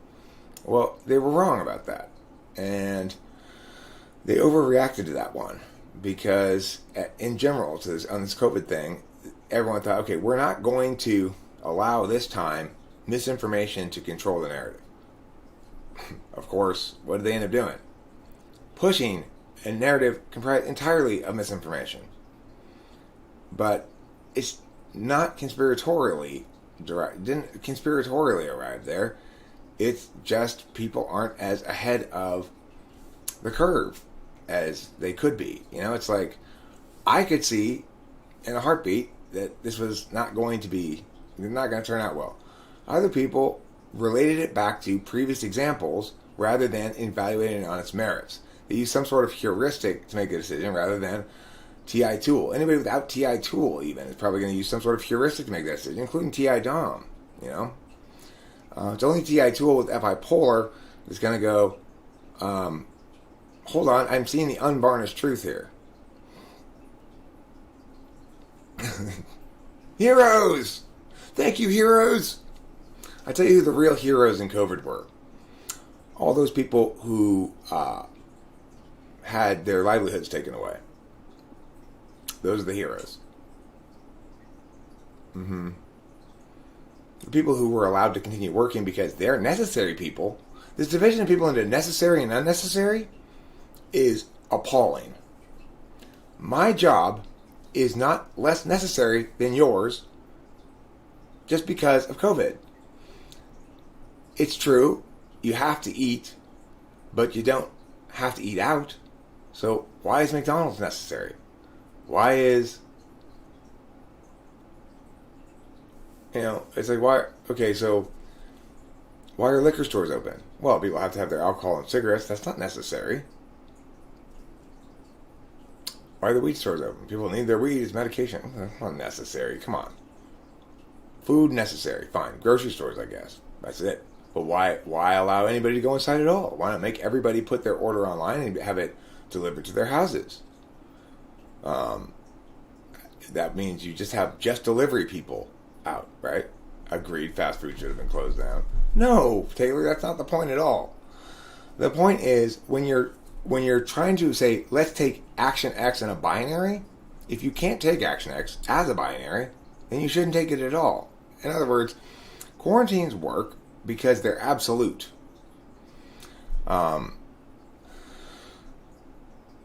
There's absolutely no way to imagine any sort of pseudo quarantine working. It's like, okay, look, we can't give you enough. Let's say there's 5 people who have an infection. Okay, there's enough antibiotics for one person to take the full set of antibiotics and get rid of the infection, or all the people could take one antibiotic pill. Now, you might say, well, look, we've got to help everybody, so everybody take one antibiotic pill. That helps nobody. You have a choice there. You let one person take the antibiotics and get better, or nobody improves from the antibiotics. Those are your 2 choices.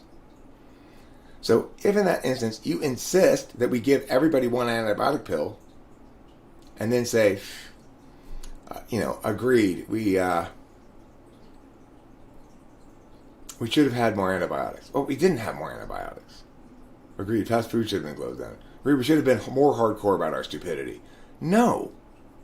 When you have a 2-week incubation period, when it's contagious during that incubation period, and there are no symptoms, when people who have it often generally have no symptoms, when you have a fatality rate of under 0.4%, potentially substantially less than that, which is lower than even probably the common cold, when only 6% of people who've died of COVID without comorbidity, then you are looking at what can only be called a completely unjustified clusterfuck of a rights violation. Right, if you're going to do it at all, you do it all in or not at all, right? And the thing is, Taylor, is if we can say, and this is what we know going forward, next time, right? Have some protocols here that we apply. If a virus is isolated geographically in a location, then it makes sense to isolate that location from other locations. That kind of quarantining, right? Don't let anybody in and out of this location, this general city. That makes sense if it's isolated there. If it's not isolated in a location, then we have to evaluate what is the actual likelihood that we're going to impact this substantially in a good way, and how much is it going to cost. We need to compare against an equivalent. An equivalent is the flu. People say, well, it's not equivalent because there's a vaccine. Fuck off. It is an equivalent. The flu kills, for example, 5 years ago in Italy, 5 years before COVID, the flu killed as many people as COVID did in Italy this year, during the same season, the flu season. So it is comparable. Now, the question is, what is our response? Just because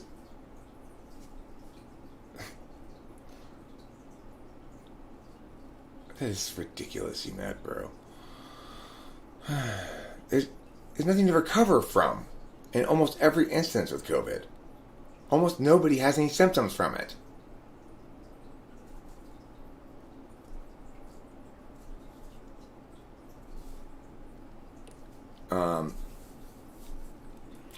So we just apply some common sense protocols going forward.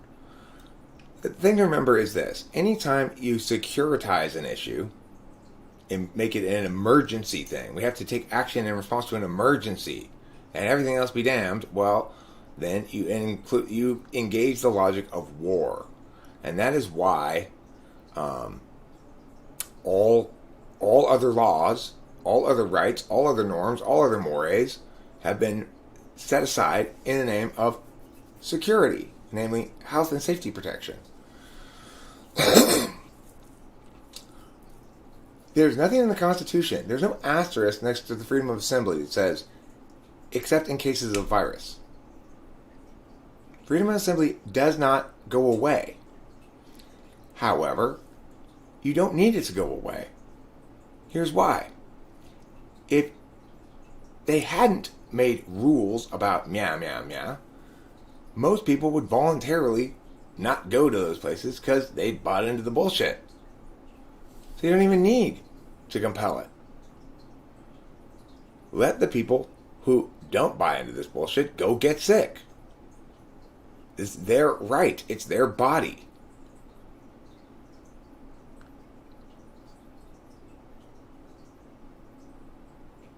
Thank you, Mad Bro. Appreciate it.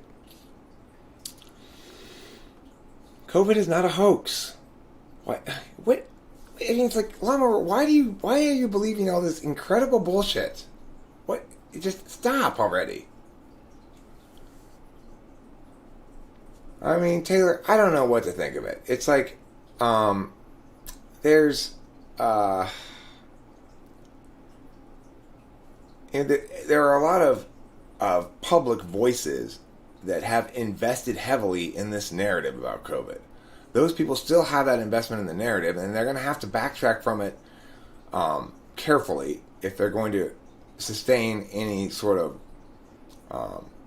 legitimacy as a pundit and or legitimacy as a writer or whatever. It's like it's going to be hard for the LA Times, who really fucking hammered this COVID thing, to walk back from it and acknowledge they were wrong. Do the right thing. Almost nobody who's been in favor of this COVID bullshit is going to do the right thing. Almost none of them. The right thing is to stand up publicly and say, I supported this shit in the beginning. I was wrong.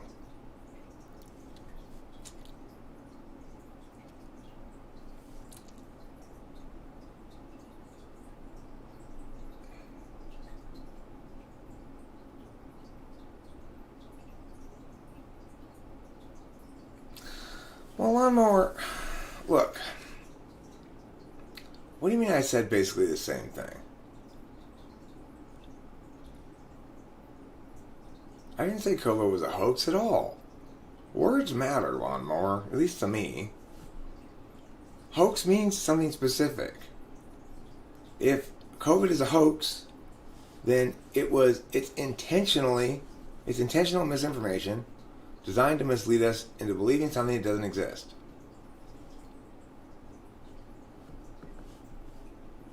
But COVID does exist, and it provides an excellent example of how we ought to treat the reality of human biology, which is we are susceptible to sicknesses.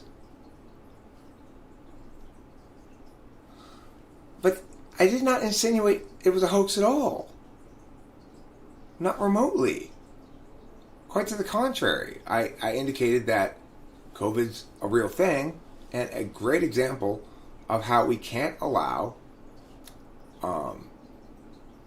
securitization to end discourse and force stuff on everybody without adequate justification. Masks save lives. Yeah. Freaking masks. Masks are incredibly dumb, incredibly stupid. It's just so pointless, so stupid. We have to compare against comparables, right? It's like there's always viruses in the world. We don't insist that because you are a human being and therefore might have contract or spread a virus, that you have to take special measures to prevent that from occurring. It's an implicit part of being a human being, a biological creature.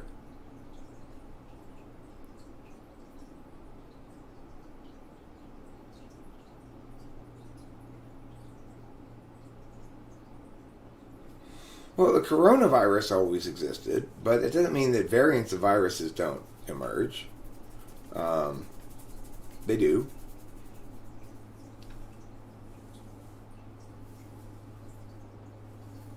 So, I mean, if it were a hoax, why wouldn't they call it something other than the coronavirus? Why would they name something that you could easily enough say, but that already exists, and make this complicated explanation about how this is a variant of it and blah, blah, blah, blah. I agree with you that the reason they changed its name from coronavirus to COVID virus is because people were able to make the connection that coronavirus was the common cold. And they really wanted people to understand this was not the common cold, right? That's true. But you'll note that at first they called it coronavirus until someone was like, oh, this opens up too many counter arguments. Let's change the name. That's not a hoax. That's not a conspiracy. That's wrong people doing what wrong people often do. Moving in order to preserve their wrongness. Instead of listening to Eric, for example.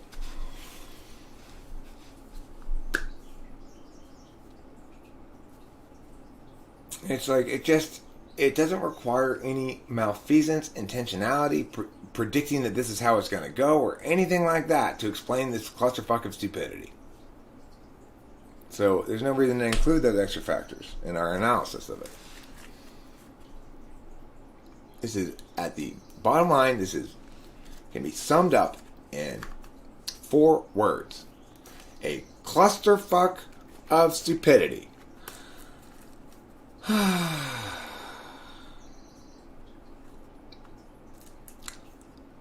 Okay, so Bill Gates is the son of a eugenicist. So, therefore, the World Health Organization is corrupt because they receive funding from Bill Gates, who necessarily must be pushing his father's eugenics agenda. I mean, do you listen? Listen to yourself. I'm not saying the World Health Organization is perfect or anything. They obviously have their own agenda. Okay, Bill Gates is funding Monsanto or invested in Monsanto? You wouldn't fund a private company, you'd invest in it.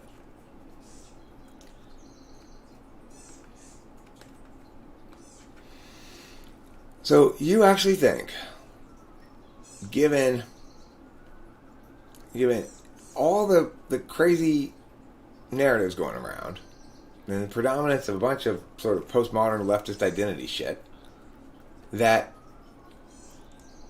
all part of, or, you know, that just sort of runs counter to the fundamental eugenics plan that's being implemented here at the World. What?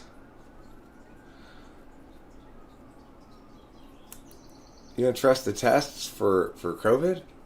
Too many false positives? I mean, they're having a lot of trouble with it because the same reason they can't come up with a vaccine for coronavirus. It won't stay vaccinated for more than a couple of months. Who are these people? Why do you believe all of this stuff? Like, stop for a second. It's like, okay, you know, link me to a YouTube video by somebody who participated in one of these trials and is now complaining about it on the internet. Not somebody who's found some hints of some secret thing that's happening, right? India has sued Bill Gates over crimes against humanity. Well, what is the substance of that lawsuit? In other words, which crime specifically are they suing him for? If the nation of India is suing Bill Gates for crimes against humanity, like genocide, for example, is Bill Gates responsible for some genocide that I haven't heard of? Let's see, what's another crime against humanity? Using rape as a weapon of war? Did Bill Gates do that?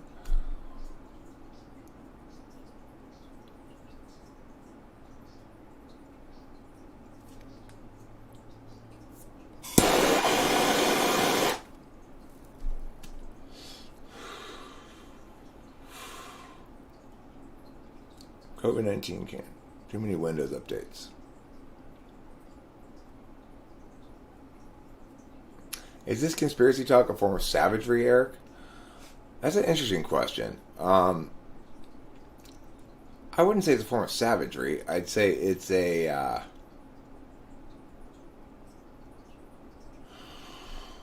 it represents a need to believe the world is ordered. That it's... You know, it's the same urge that makes people want to be determinists, I would suspect. Like, that... It's low ambiguity tolerance. The thing is, the reality about COVID is complicated. It's difficult to find anybody to blame. And that, I think, maybe is behind it most of all, is people who want to ascribe conspiracies or, you know, malevolent intentionality to as the source of problems all the time. They don't like that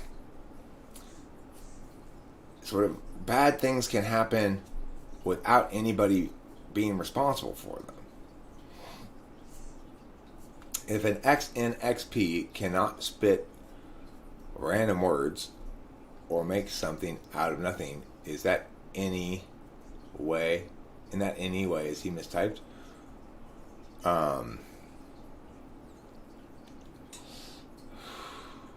Yes, he is.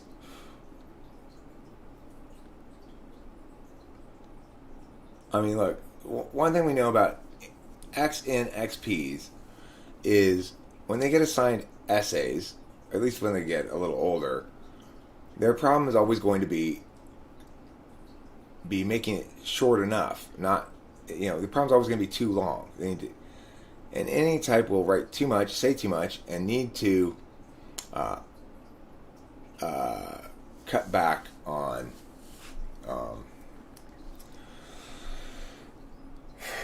what I'm saying to make it more consumable by other people. What if your governor directly enforced bad policies? Do they not harbor a good deal of blame? Well, certainly Governor Newsom here in California has done a catastrophically bad job of managing the situation by going hardcore in one direction without any care at all about reality.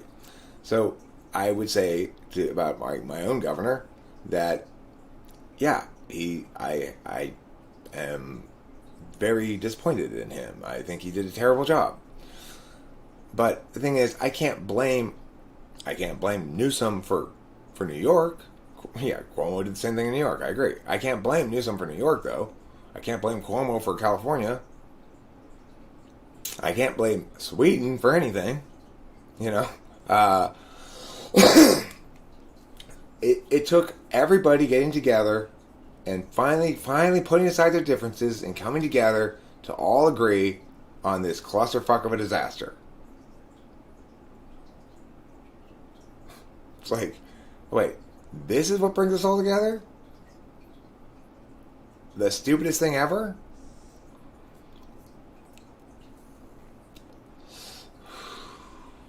Well, Sean Ryan Barron, I'm not concerned for the future of society. I see this as simply a pendulum swing, as we're settling towards the correct position,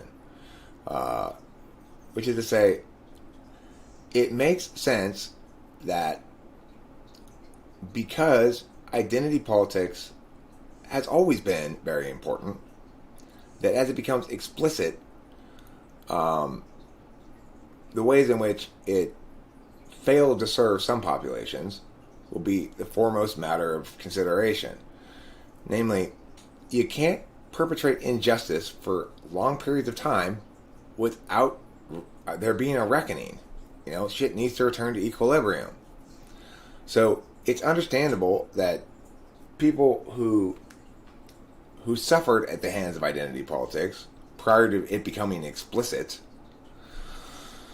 or whose parents suffered at it, are going to say, hey, now the other thing is the police thing has given the identity politics people actual empirics to use. So what that means is they can go, look, we can personify the way that identity politics works against us by seeing how cops shoot so many black people or whatever. Of course, that's actually bullshit. The reality is cops shoot lots of different people. And it's only the black people who get on the news. And so everybody thinks that cops only shoot black people. But, I mean, that's not the case at all. There's lots of Mexican people who get shot by cops, lots of white people who get shot by cops, Asian people even. Everybody gets shot by cops. So, I agree that there badly needs to be police reform. The thing here is, it's understandable that you've got a circumstance where identity politics is saying, look, we're tired of being treated differently. And society should be saying, well, you aren't being treated differently anymore. But instead it's saying, okay, well, now let's really treat you differently. I'll show you this weird kind of wide-eyed respect, I guess, because you're a disenfranchised group. The whole thing about identity politics is it ends up pitting disenfranchised groups against each other. Who's more disenfranchised? You know, that's why I decided to go racially fluid. That way, I'm most disenfranchised. Suicide by cops. Suicide by cops is a term.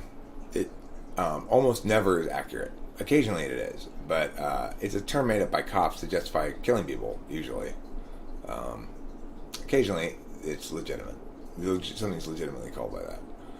But the thing is, cops are a lot better now than they used to be, and yet they're held to a much stricter account than they used to be as well. So it's kind of like, hey, we're doing the best we can, and everyone's like, you have to be perfect. So okay, fine, that's not a bad thing. The race shit and the identity politics stuff is going to fade from the world gradually. But the thing is, in some sense, there's still a cause for it.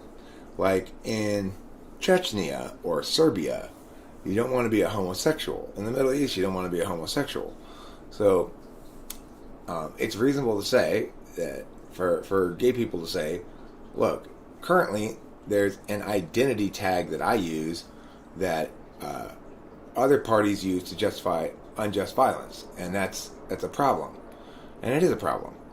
But the thing is, the key answer to that is to not focus on gay people particularly, but rather on rights and the universality of them, you know?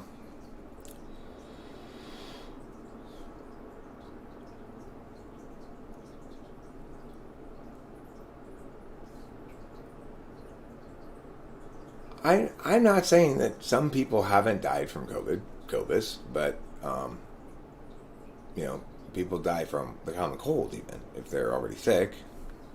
If someone labels you as a bigot, can I just then identify as not a bigot? If somebody identifies you as a bigot, you'd be like, look, I smoke a lot of pole to prove I'm not a bigot. So if you want to still say I'm a bigot, then let me regurgitate all this semen and you swallow it. In the Middle East, you don't want to be a freethinker, gay, woman, Christian, Jew, atheist. Yeah. Like in Egypt, atheists get arrested. It's just insane, right? It's so... Now that's savagery.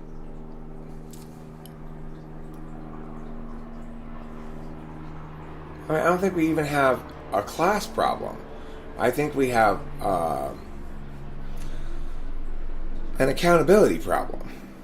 The thing is, for a long time, cops managed to avoid accountability. And in fact, they have qualified immunity. And I agree with you, horse mumbler. It is a real phenomenon, and it is one of the more fucked up and irresponsible ways to die. It's abdicating all of your own agency, so much so that you won't even do the job yourself, you know?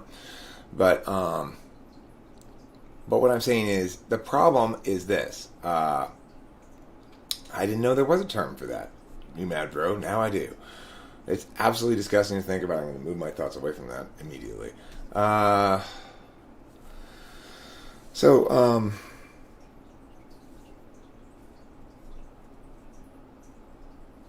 The thing is, well,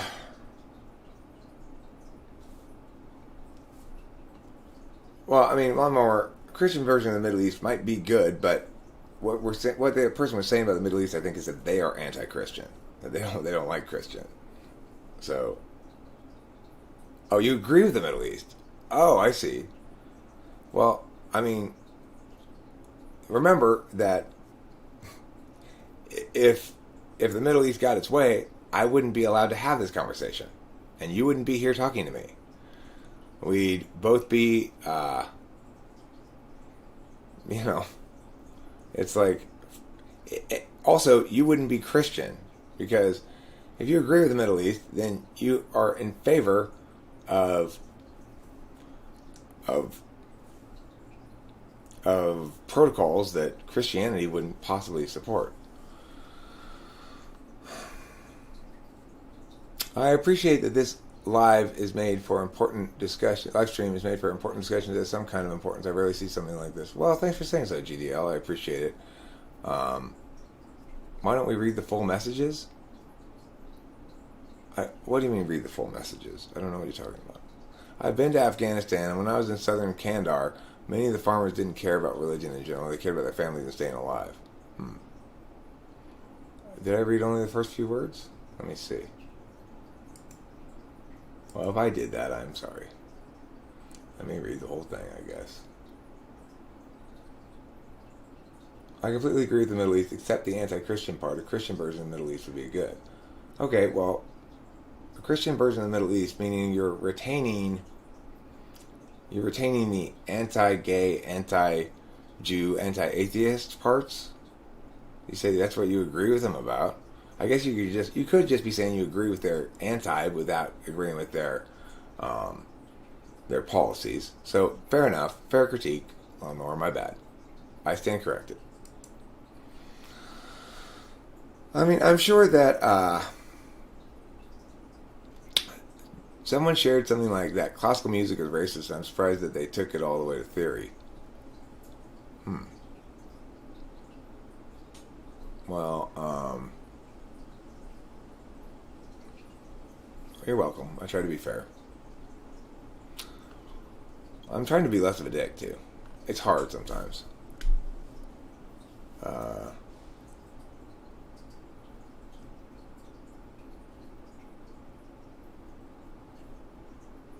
Horse Mumbler's right. We view them as their job is to protect property or people, but their actual job is to enforce the law. Critical race theorists are the absolute worst. I agree. The black body. Violence against the black body. I mean, that's the thing. Is people go, well, what's going to happen with all this identity politics shit and progressivity gaining in popularity and sort of dominating the narratives right now? What'll happen is the inevitable backlash against it. It's not going to... This is not... To extrapolate from the current embrace of identity politics and say that's a feature of the marketplace of ideas is incorrect. At the bottom line, you can't ever deal with anybody like that without it meaning nothing and being uncomfortable. So in other words, if somebody were to come around here and self-identify as black, quote unquote, there's no possible way for them to deal with me as them as a black person and me as not a black person. That would be anything but awkward and ridiculous. And there's no way for me to deal with them as not a black person dealing with a black person. That's anything other than ridiculous and absurd and awkward and pointless. So the problem is this.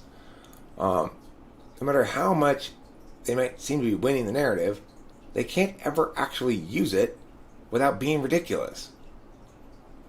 No sane person is going to hear, well, I'm black, as a justification for something, and buy it. So it won't persist. The identity politics won't persist because people at some point will realize claiming a given identity doesn't get me anything.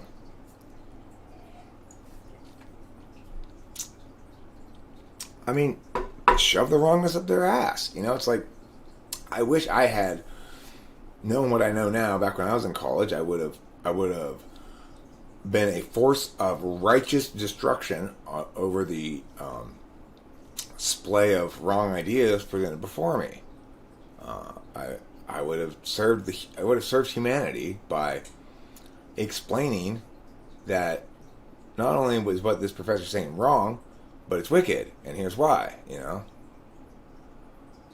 not talking about identity politics.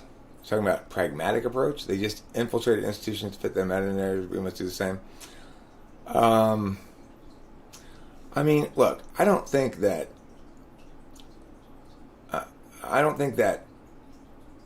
the conscious pushing of a given narrative and agenda by various mechanisms is unusual. The fact that liberal arts colleges are full of people who graduated from liberal arts colleges is not surprising. But I mean, the thing is, we all do our part simply by helping wrong arguments to lose. You know, so it's like when you have an opportunity to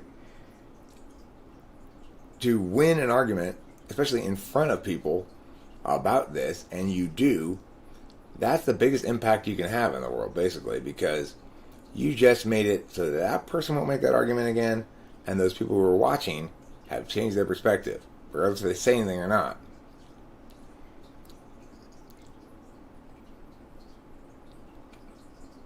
Yeah, most humans are humans, right?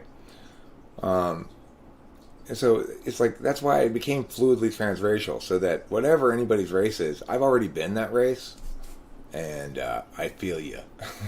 You know, it's like also it means I get to be the most disenfranchised, which is really useful when disenfranchisement comes into play. The Hobbit was crafted as a hoax by Tolkien, as a sort of joke. He at first presented it as if it were a translation of an ancient manuscript that he'd originally been discovered. Really? That's funny.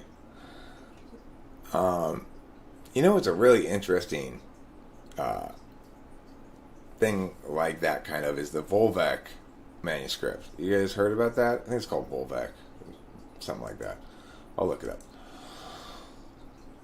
It's a it's an old book that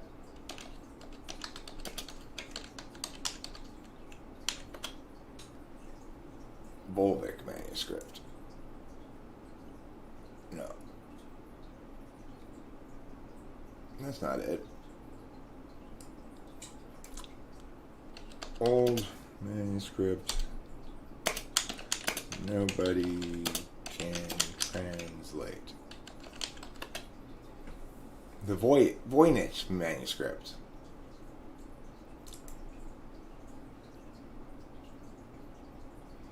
The Voynich manuscript is an illustrated codex handwritten in an unknown, possibly meaningless writing system. The vellum on which it was written has been carbon dated to the early 15th century, and it may have been composed in Italy during the Italian Renaissance. This Voynich manuscript is what it's called. Here, thank you, Martinell, for correcting me. There's a link to the Wikipedia article on it. Ore Linda manuscripts are the same way. I've never heard of those ones. I'll have to Google it.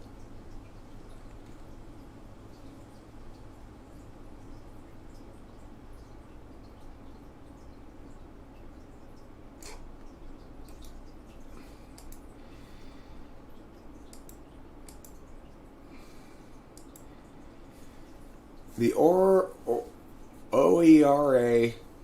OERA Linda book is a manuscript written in a form of Old Frisian, purporting to cover historical, mythological, and religious themes of remote antiquity. Among academics in Germanic philology, what's philology? The philological study of the Germanic languages. The document is widely considered to be a hoax or a forgery. The manuscript first came into public awareness in the 1860s.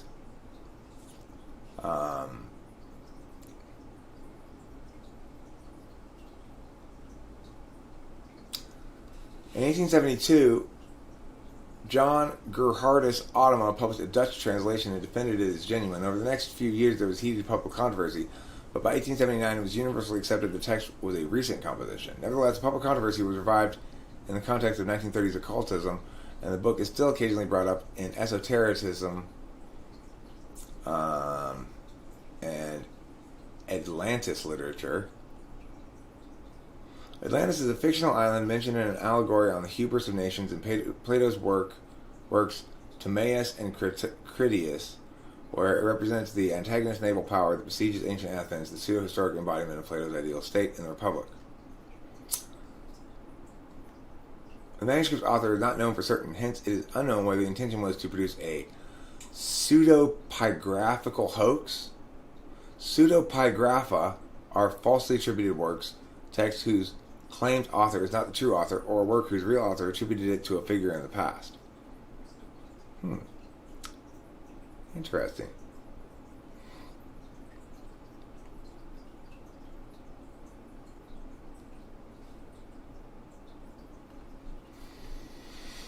In 1922, Dutch philologist Herman Wirth published a German translation of what he dubbed the Nordic Bible. So I guess that's what this is? I don't know. The book experienced a revival of popularity in the English-speaking world with the writings of Robert Scruton. He reproduced the full text of Sandbach's 1876 English translation, interspersed with his own commentaries on history and mythology.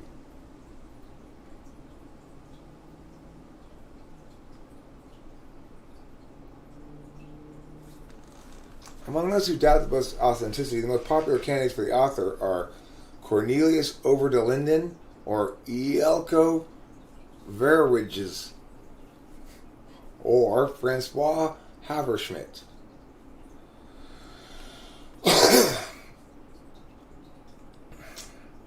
Haverschmidt, according to Jen Sama, Haverschmidt intended the Orlinda book as a parody of the Christian Bible.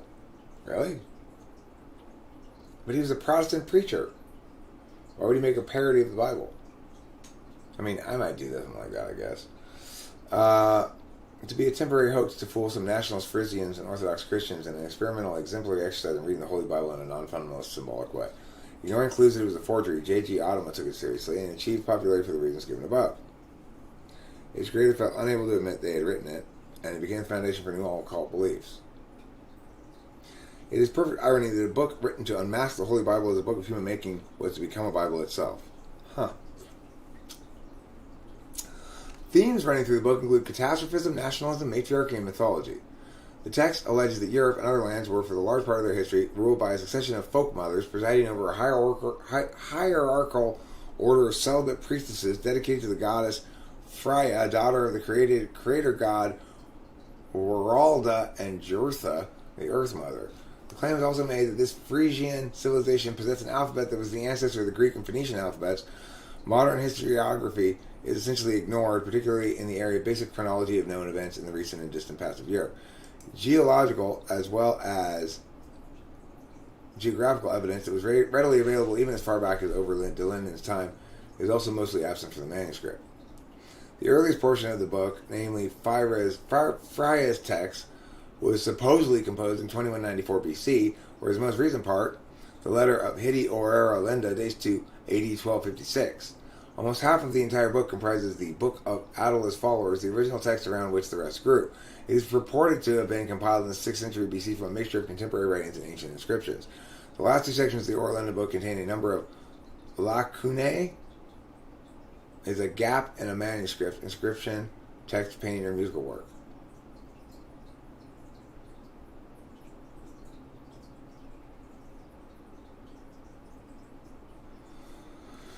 It also describes a lost land called Atland, which is supposedly submerged in 2194 BC, the same year the 19th century Dutch and Frisian almanacs following traditional Bible chronology given for Noah's flood.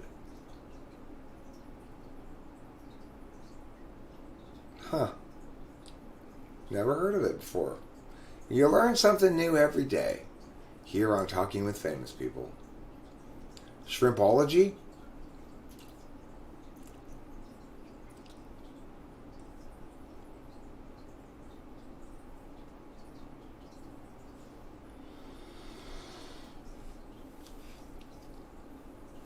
I think it's very easy to point at BLM and call them out for what they are and think you're better than them. Well, I mean, forget about the think you're better than them thing. It's appropriate to call people out for being wrong when they're wrong. And, Black Lives Matter is fundamentally divisive because it treats what's a legitimate issue, police reform, as a racial issue.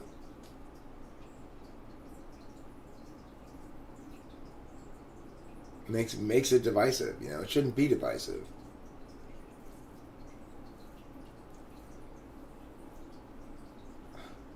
Yeah, you know what, bro? I don't like that stuff in general.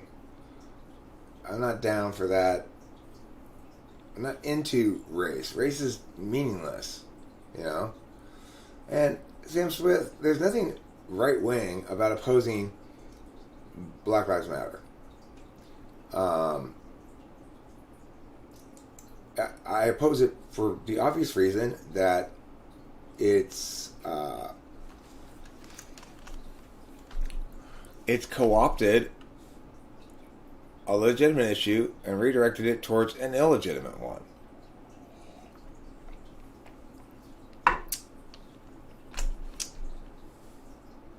Really? My daughter didn't. My daughter is a quarter Mexican. Her biological grandmother is from Michoacan, full blast Mexican. Her biological grandfather is from West Virginia, white guy. And Delilah's mother is half Mexican as a consequence. And Delilah's quarter Mexican. She didn't feel any identity confusion.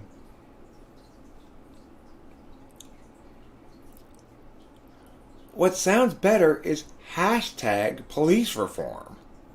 What we're actually talking about. Hashtag no qualified immunity. That would be what we're actually talking about.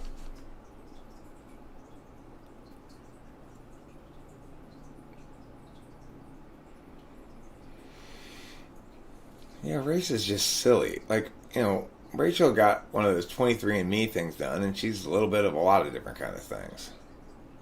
Yeah, social justice in general is a garbage concept. Justice means something specific. Social justice is saying, no, I didn't see that. But, I've been way out in front of this issue from way back in the day.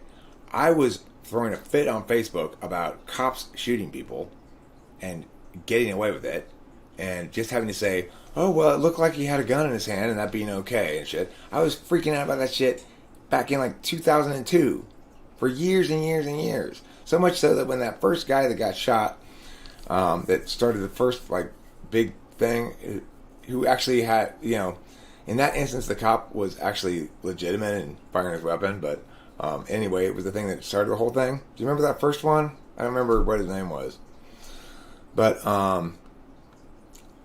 when that happened, people messaged me on Facebook. You must be really happy about this to see people actually freaking out about this for once. But you've been freaking out about it for years. So you can get my frustration, right?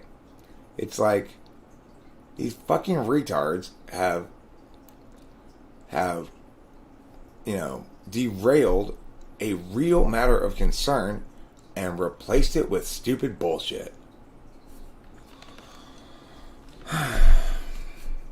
It's frustrating.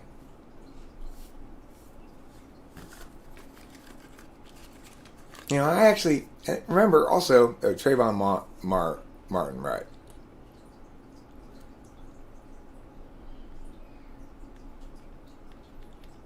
Zimmerman wasn't a cop. There was another one though that did have a cop. Maybe it wasn't Trayvon Martin. I don't know. It was the first one where the cop ended up leaving the force or something, and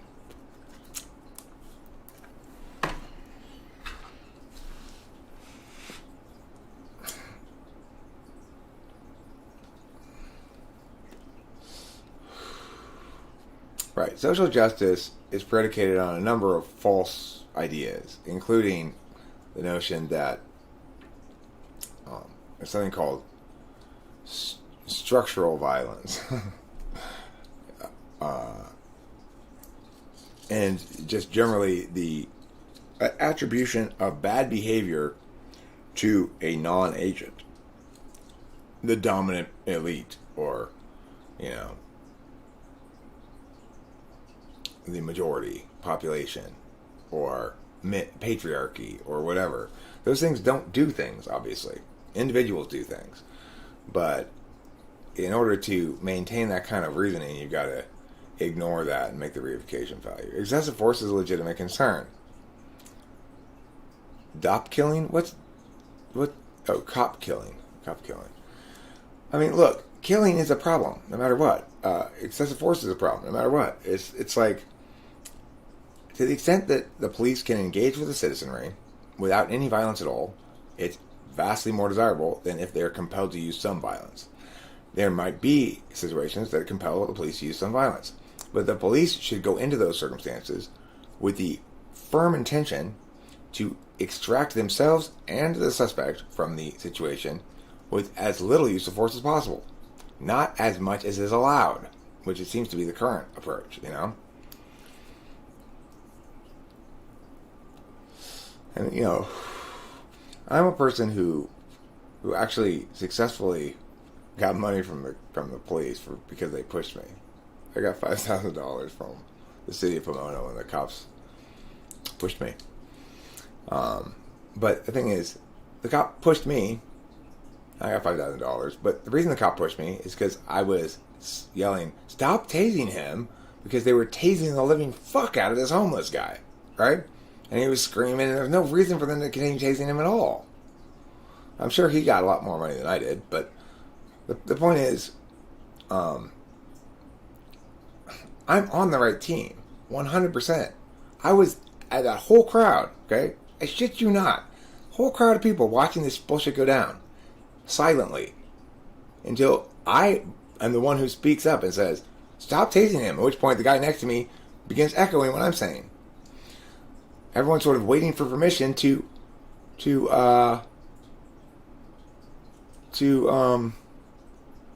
say what's right, you know? No, I never got any consequences from it at all. Because of the way I approached it, you know? My approach was, the city of Pomona owes me $5,000 because they violated my First Amendment rights. I was speaking my mind in a totally legitimate way, and I was silenced by the government. And that's not acceptable. And it doesn't matter that he didn't hurt me. You know, it's like, if I had been a douchebag, I would have done what a lot of douchebags do, which is I would have done, oh, he pushed me. I would have been like, oh, I'm so injured. I was fine. I was pushed. I was pushed from the curb into the street. I did not fall down. I did not injure myself. Where he pushed with the butt of his gun, he pushed me with the butt of his gun, wasn't sore. I was fine. I felt it a little bit, I could tell I had been like mad here the day before, like a little bit maybe the next day, but I was totally fine. So, you know, I'm not going to go and tell them, give me money because I'm injured. I have a better reason for that, and a more important reason. It's like injuries, people can recover from injuries. People can't recover their lost right to speak. There's no, you know, it's like once that cop pushed me, he silenced me. I was no longer speaking. I can't go back in time and finish complaining.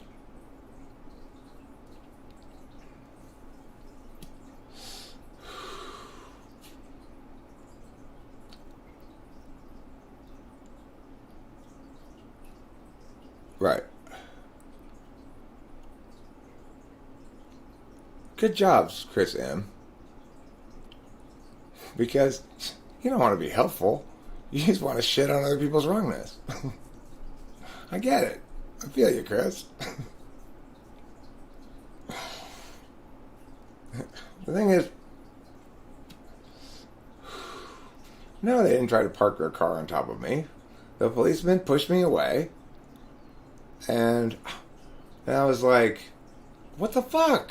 Then I started filming the policeman. I'm like, you criminal, you assaulted me, you know? And then some stupid lady came up to me and was like, they're just doing their job. They're just doing their job. And I'm like, it's their job to us, you know, but he assaulted me, I said.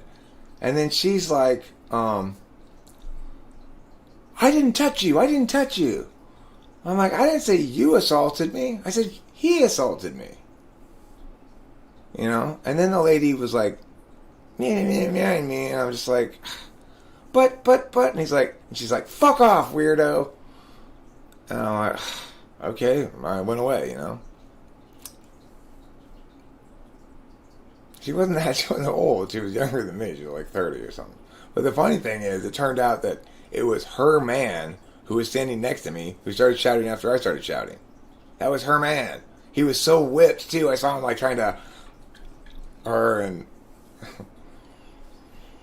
No, what the lady said was, they have kids in there.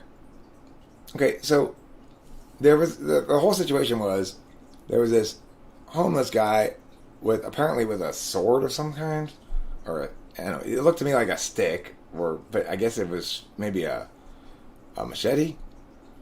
Um, and and so the cops were there, and they were trying to get him off of these people's porch. And so the lady was saying, "Well, those people have those people have kids in their house." And my point was, well, how does that justify the cop pushing me? You know, that doesn't justify the cop pushing me.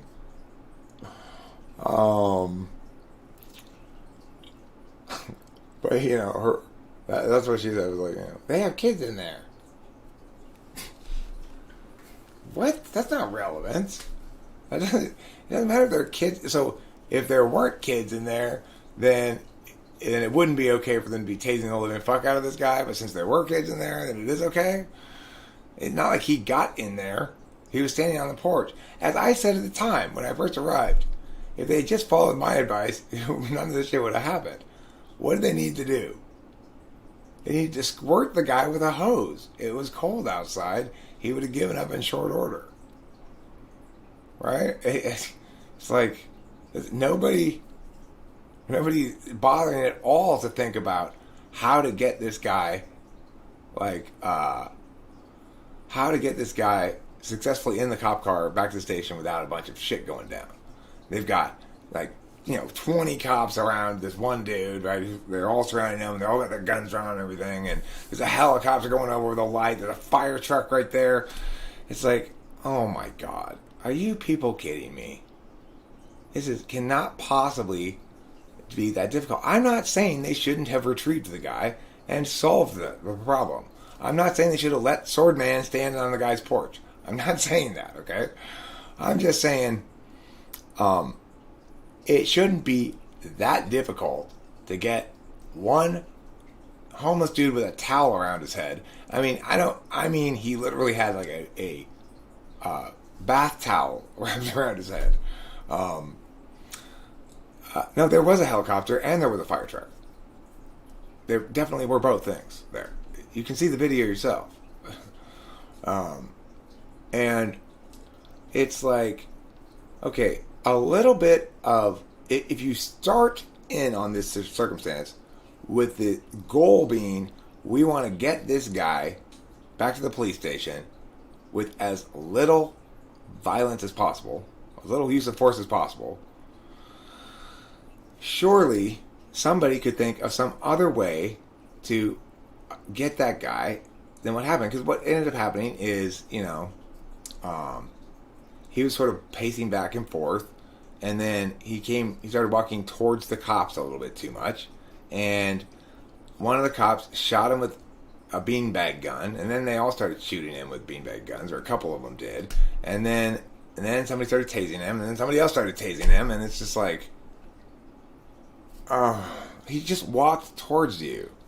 I get it that he's got something in his hand, but it wasn't it wasn't a sword. It didn't look like a sword to me. It just looked like a stick or something. I was kind of too far away to see exactly what it was, but I was told later on that he had a sword. I was told there by somebody that he had a sword. And I have no reason to believe that that's correct even. It's just what some random person standing near me told me. So, you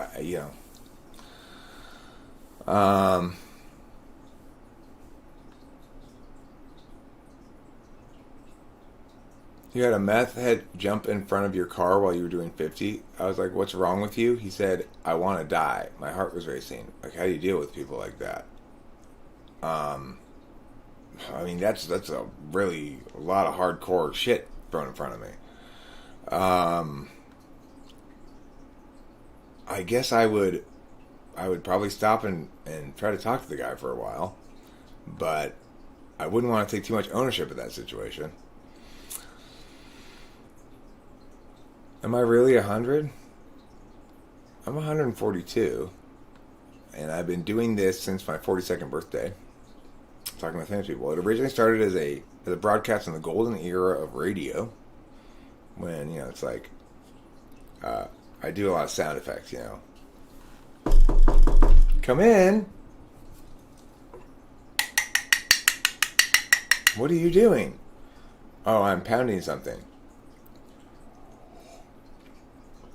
Meth heads don't bite your face. It's ridiculous. What was that video that you made with the stick figure getting a ticket for jaywalking and he didn't understand the absurdity of the stick cop's argument? I made that video? I don't think I made it. You must be talking about somebody else. I think. I don't think I made that video. I don't know what you're talking about. PCP freaks like to run nude and jump in front of cars. Are there really that many PCP freaks out there? Have you ever encountered one of these PCP freaks? I never have. You'd think if there were a fair number of PCP freaks, you'd periodically note people lifting cars up above their heads and such. PCP is a palindrome. How adorable. Oh, you've seen him at Pomona Valley Hospital? Oh, you did? Okay, well. Could this be a full-time job? Follow a policeman and wait till they assault you and then they're so wound up you can retire in 5 years? I mean, the thing is, no, I had never sued anybody before. I had never even tried to sue anybody before. I never threatened to sue anybody before. Actually, I did threaten to potentially sue my former employer, but so that's not actually true. But I never really gone and looked into it that much. So somebody up here asks,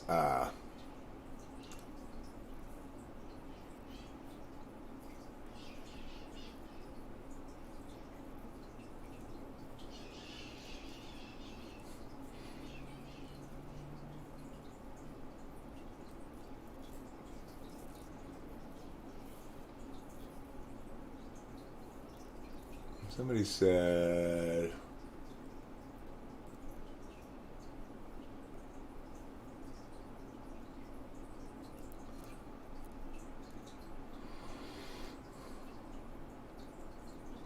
like, well, what was it like when the cops and started dealing with you or whatever? I don't remember where it was, but the answer to that situation is I had basically no warning.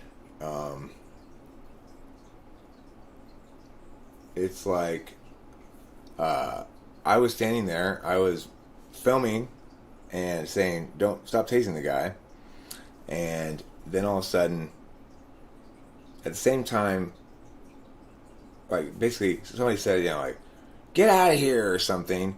And I noticed this person was coming, it was really close to me, and all of a sudden I was being pushed by the butt of his gun, and I realized, Jesus, it's a cop. Like, it wasn't, I didn't receive an instruction before I was pushed that I had time to follow, So I couldn't, I believe in, I take an approach of anytime a police officer gives me a instruction, I follow it as though it were a legal order regardless, because they have too much power for me to approach it any other way. So if I had been given an order, I would have followed it.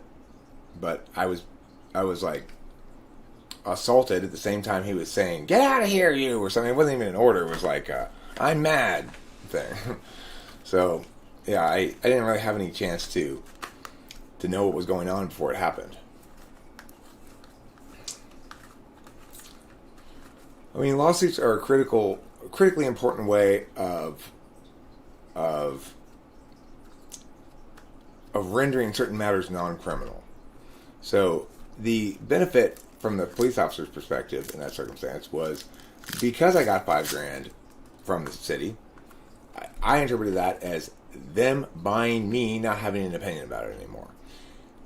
So when the sheriff's department came to investigate that officer for a crime of assault against me, I explained all that to the sheriffs. I said, well, as far as I'm concerned, justice has been served, because that's what I accepted. That's what I agreed to when I accepted that money in my mind. By accepting that $5,000, I have allowed somebody else to purchase my right to complain about this or say anything about this. So, I mean, like, I can talk about it, but I mean, to say, like, I deserve something from it, right?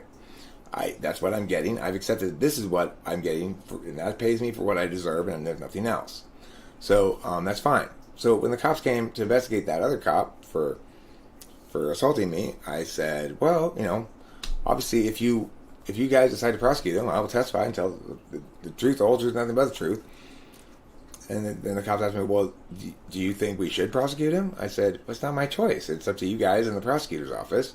And all I can do is tell the truth as a witness. And, I can tell you, if I were on the jury, would I find that guy guilty? It's a tough call. It's like, I would, and part of me would say it falls into the no harm, no foul category. Part of me might say it's good to hold the cops extra accountable. I don't know if the prosecutor getting a conviction or not. That's what I told the cops when they went to investigate the cop. Why? Because justice had been served by the city of Pomona to give me $5,000. Now note, my initial requirement, Sam Smith, here's the thing. My initial requirement was I was going to sue for $1,000 only, but I was going to require that the cop pay me himself out of his own pocket, not the city. I didn't want the city to pay for it because, as a matter of fact, this was a perfect example where if I had pushed through and done what I wanted to do, I would have gotten case law established that set precedent that said this is an example of when qualified immunity is quashed because it met the criteria set by the Supreme Court, which are quite strict for that. And so as a consequence, it was a perfect silver bullet to set case law, which is what I wanted to do with it. I didn't really want the money. But it turned out by the time I got around to meeting with the city, I really needed money right then. I needed about $5,000 because I had rent coming. I was living with Kimberly, and Kimberly wasn't making very much money, and I was having to cover for things a lot. And so I just what I said was, okay, if you won't do this though, or the alternative is you can pay me $5,000 and I'll just go away. And the city said, well, will you accept it if we pay you $5,000? I'm like, yes, I need the money. So, it's kind of sad. If it happened now, there's no way in hell I would take the money. I have a long history of refusing money if it requires me to sign something that I don't want to sign. Like I did with my job at Kudos. When my boss fired me unjustly and breached contract in the process, she wanted to pay me $5,000 to not talk about it. I refused it, and I talked vociferously about it.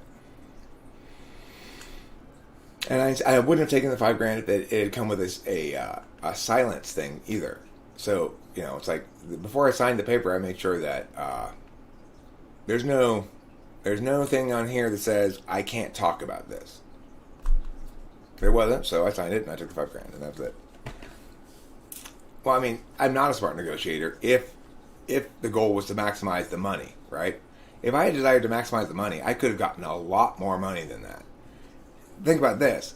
There's a cop that got something like $100,000 because after he got his 23andMe back, it showed he had some black in him, and some other cop made some joke about him having a big penis because he was part black now, and he got like $100,000 or something for it.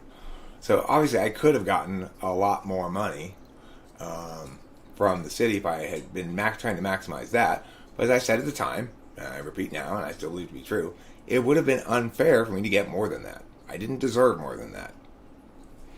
As it was, the whole event was just gravy for me. It was like, there's nothing I would have liked better that night than to have the cop come and push me like that.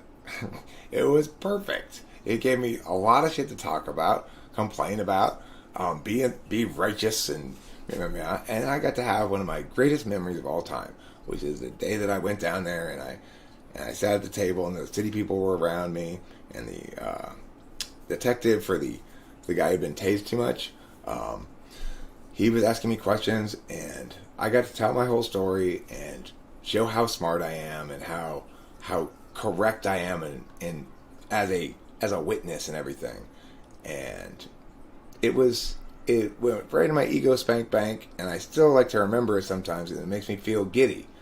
It was such a happy moment for me. So it's like, did I also need $5,000? Not really. I mean, did I really deserve it? Well, technically, but if you're asking, was I being compensated for suffering? No, I was being compensated for being silenced, which I should have been. But the funny thing is, nothing could possibly have enabled me to speak more than him silencing me. So it was kind of ridiculous for me to complain like I'd suffered any harms. So I would have thought it was ridiculous for me to get more than $5,000. I didn't suffer harms; I suffered benefits, even without the $5,000. Now the guy who got tased, he deserves some money.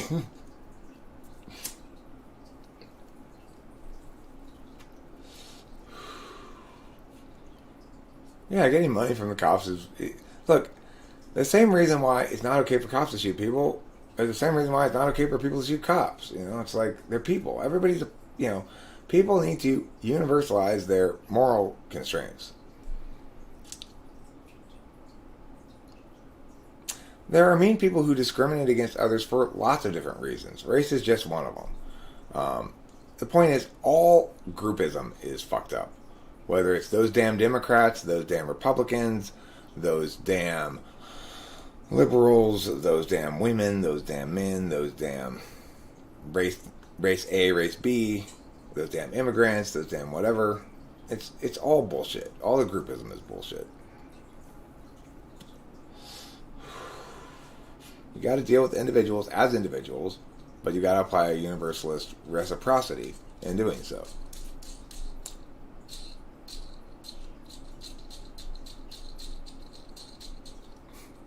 Now, see, Raphael, I think you've got a little bit of a better vision there for money making.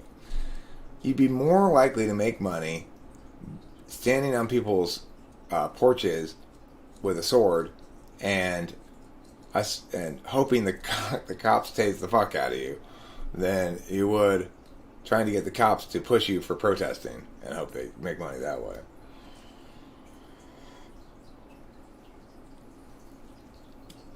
We are breaking down walls, yeah. I mean, the thing is, Evelyn really said some stuff to me last night that made me think. When Evelyn explained that I shouldn't call myself a correctist because of the FE reasons, it's like, really, I'm trying to remember this thing and trying to actually apply it. That I have to display in my communications with other people the same respect that I would like them to display to me. And that means, when I tell Lawnmower, why do you believe all this crazy nonsense? I should probably phrase it differently.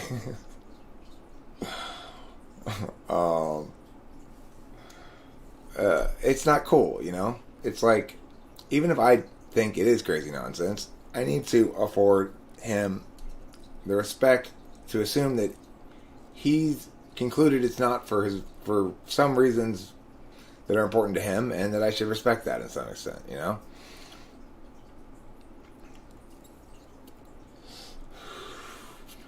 What's cool though is this. We were unprotected from oblivion a few minutes ago, and it was getting pretty close, but finally, the lone bastion that stands between our existence and oblivion is here, protecting us all from the void. Thanks, Cloud. We appreciate it.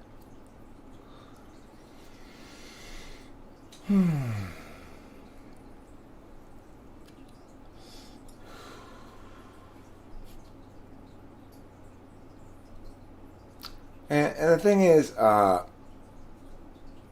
here's the thing, Alan. It's like, I very much did not want to have the city pay for the cops' bad behavior. That's part of the problem, and part of how cops maintain their lack of accountability, is if a cop assaults a citizen like that, they may or may not be charged with a crime, but regardless, they're going to be... They're not going to have to pay out of pocket. The city's going to pay that. And the thing is, the Supreme Court has specified certain specific circumstances in which qualified immunity is quashed and the individual cop should have to pay for it. So I thought I was bringing the city of Pomona something they would embrace. Here's how you can limit your liability in future cases by siding with me on this. I tried calling the city attorney.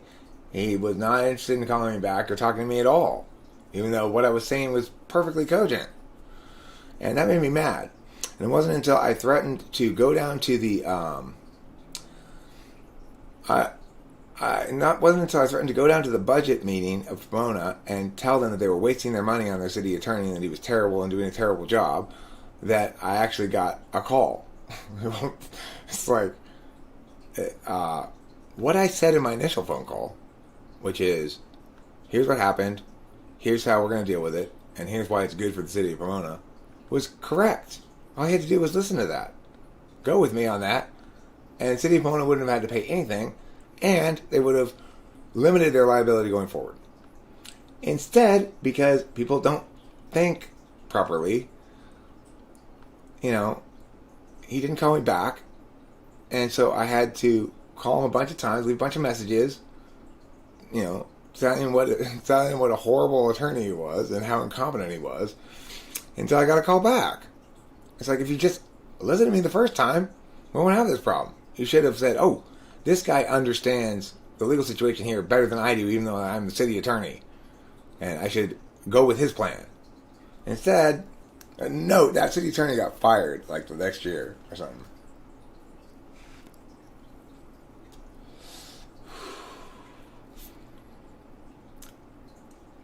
Women are more hysteric? Hysteria? I don't think women are subject to hysteria. How do you define hysteria? Like, what are the symptoms of hysteria?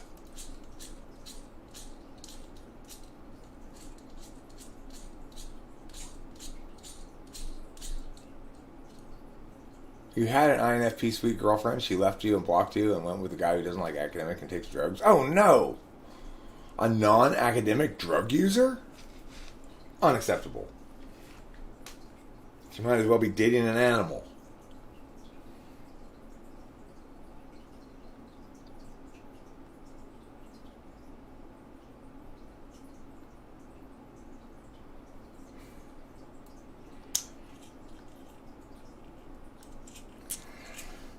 It's like Winston's mom said, censors. You can't kill them because you don't want to eat them.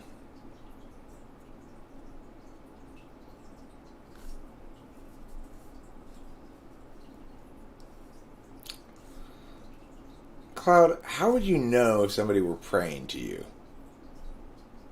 So, let's say I were to actually overcome my naivete and begin to pray to Cloud. Would you know that I was praying to you? Do you have prayer receiving technology? False kings cover beneath false crowns. A true lord takes what he will.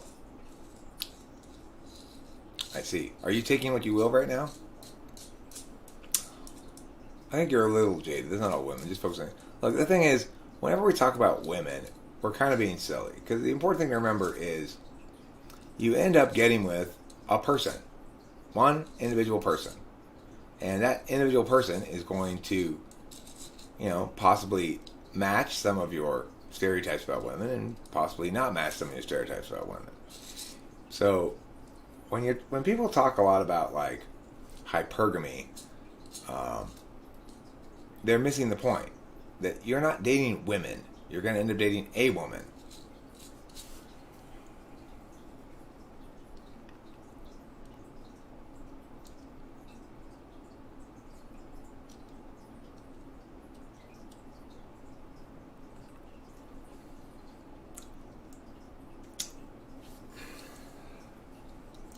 Wow. What kind of scoundrel offers a young man marijuana?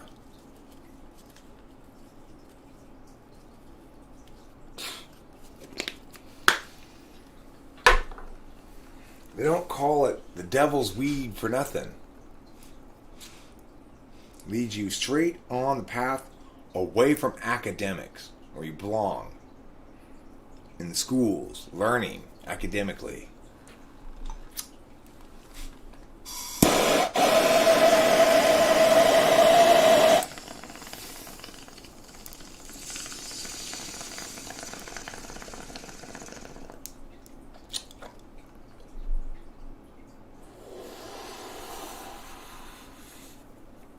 I'll tell you what's ruining society.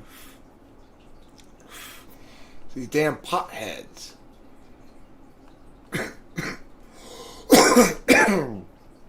With their getting high and eating food and being dumb.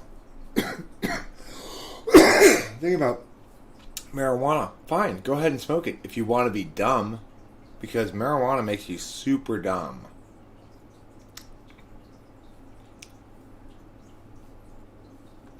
The riddle of steel.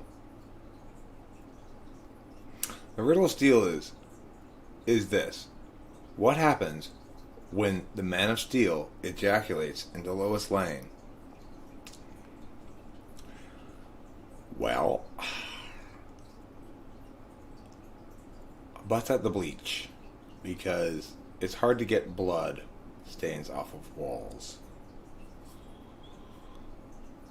Yesterday I started thinking I was ENTJ because I started using frontal lobe of the brain excessively. Is that why? Oh. Can you tell? It's like, ooh, my frontal lobe is heating up. I need to move some of that cognition backwards towards the back.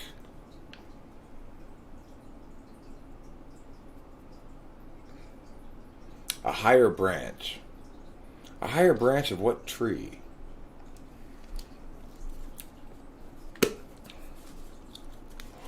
I'm smoking a branch from the highness tree right now. Authority is metaphysical. Yeah, I guess. It's something that people afford each other about certain things in certain contexts accordingly. There's authority in the sense of you have to do what I say, and then there's authority as in, well, he's the authority on the matter, so we should trust him.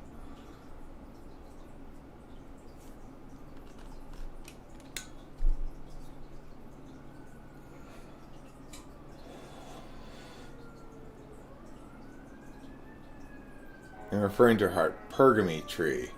Oh, sorry, my bad. I don't think of hypergamy as including a tree, but I guess it does, in some sense.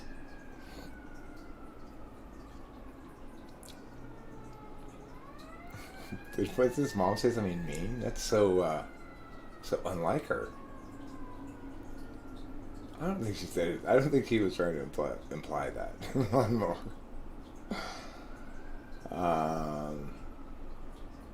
I'm just talking about how dudes tend to talk about chicks. So this is something that happens periodically, right?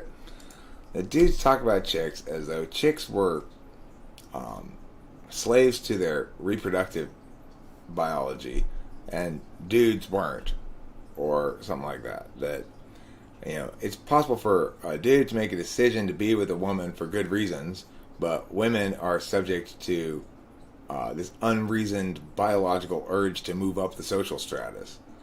You know, that's just, to me, it's just ridiculous. But, you know, it's like yesterday Rachel and I were watching Wreck-It Ralph 2 on Netflix. It struck me, and I pushed play, and it was good enough that it kept my interest all the way through.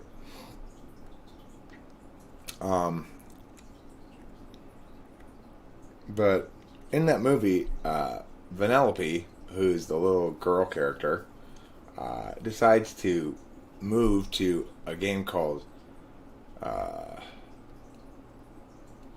Slaughter Race, which is like an adult racing game from her kids' game. She doesn't like to play candy racing anymore. And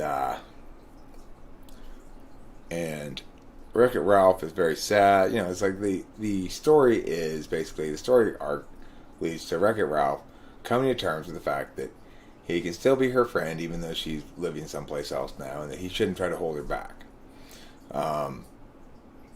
It kind of was deep. I mean, I don't really remember the first one that well, but the second one was pretty deep, and it was pretty good, actually.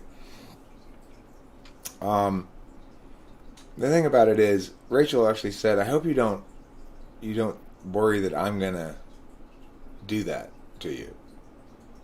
And I said, "No, I'm not worried about it."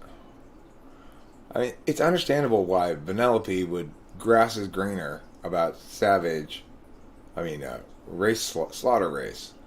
It's because in her game she had such a limited amount of tracks to race on. It was like, it's the difference between Grand Theft Auto and a arcade video game. So, what is that? That it means like move on to something better, basically. So, and that is definitely a theme in that movie, and it's an interesting way that it.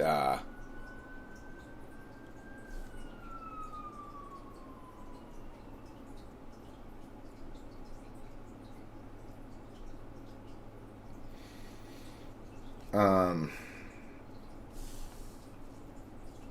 the thing is, that movie is very much, it's sort of an anti-FI message that anti-FI, anti-SI. So it's an any FE message. At the end, like Ralph now has more friends, although not so much of a best friend, and the girl her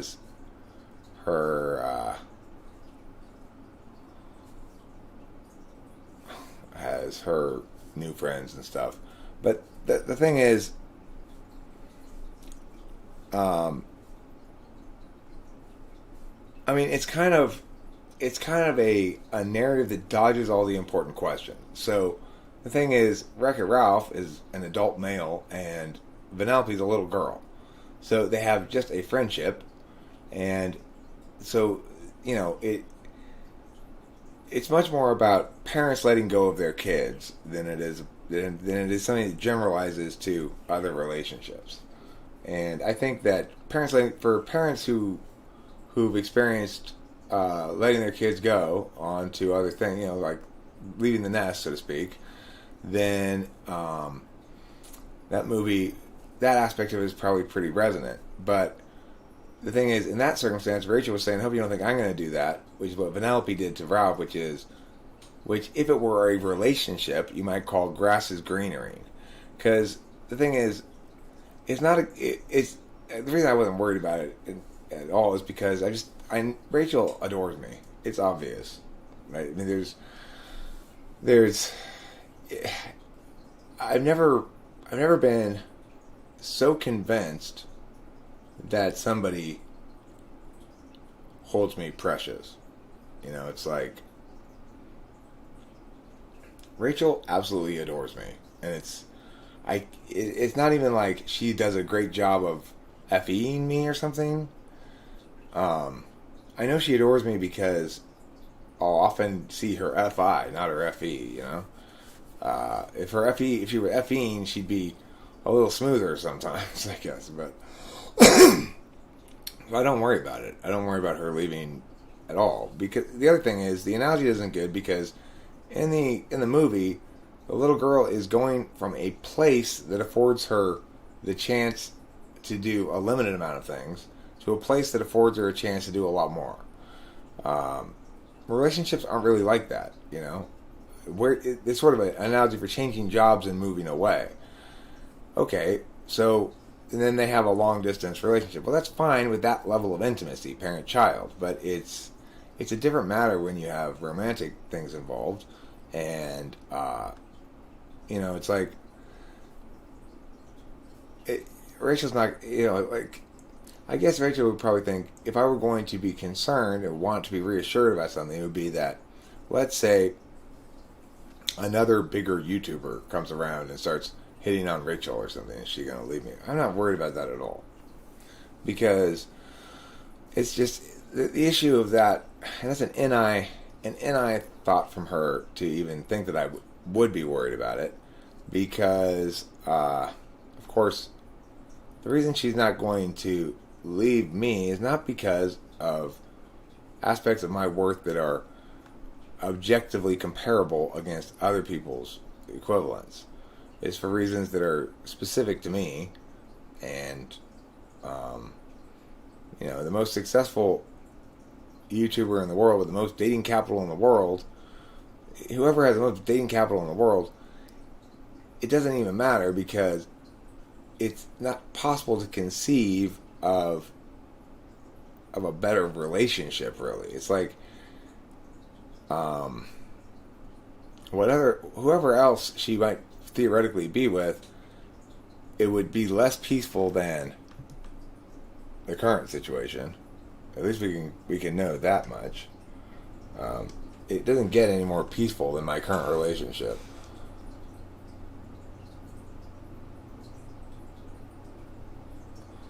Eric, did one of your previous exes enjoy your discussions and tell you they like it when you debate? No.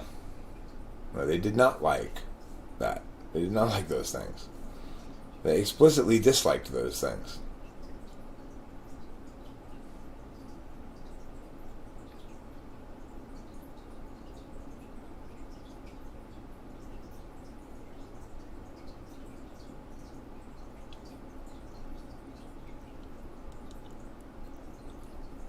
Cloud is the master of philosophy, religion, and psychology.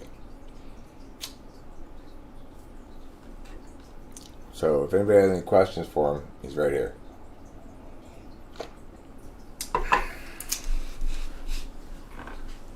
You should get a girl who says, I love it when you get all heated in your debates. I mean, the thing is, Rachel loves what I do. Rachel really liked the debate yesterday. I don't want a girl who likes it when I get heated in debates because I don't want to get heated in debates. I do want a girl who likes it when I debate well, as Rachel did yesterday. And the reason I debated well yesterday in large part was because I didn't allow myself to get heated. I had learned from the previous occasion. One thing I pride myself on is, although I make a lot of mistakes in life, I do try to do a good job of learning from them. It's just part and parcel of being an ENTP that you're going to be very trial and error and you're going to need a mistake-tolerant environment. But I don't expect my environment to tolerate me not learning from my mistakes.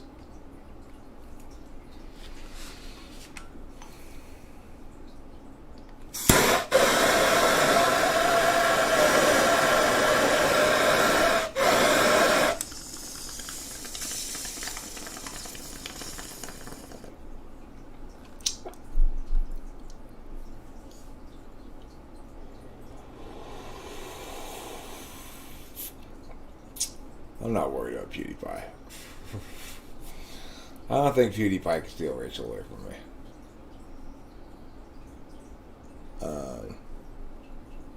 Dirty talk to Eric is like, you examined all the correct points thoroughly. No, dirty talk to Eric. See, the thing is, I think you use maybe your 6th slot function a little bit in sex.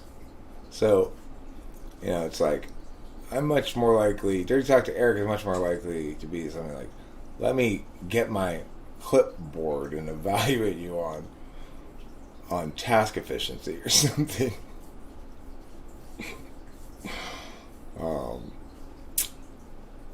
Maybe a little weird. Sure. Not maybe,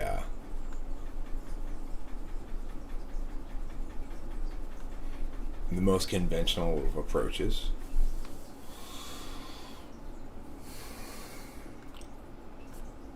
And it's like I've always had problems understanding this whole like making love thing, like let's do it all like as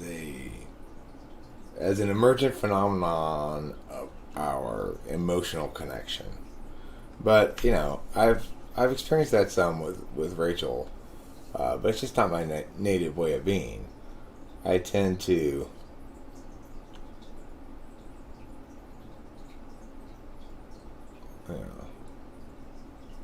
be a little bit more bossy than that. Bossy is probably the best term for it. Eric, does free will exist? I highly doubt it. Well, Cloud, you are the master of philosophy and psychology and religion. So you tell me, does free will exist?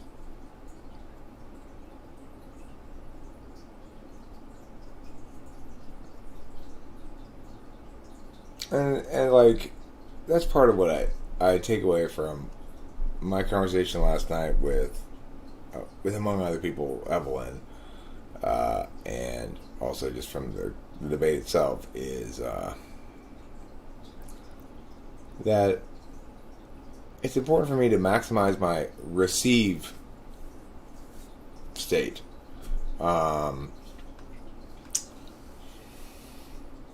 Which means,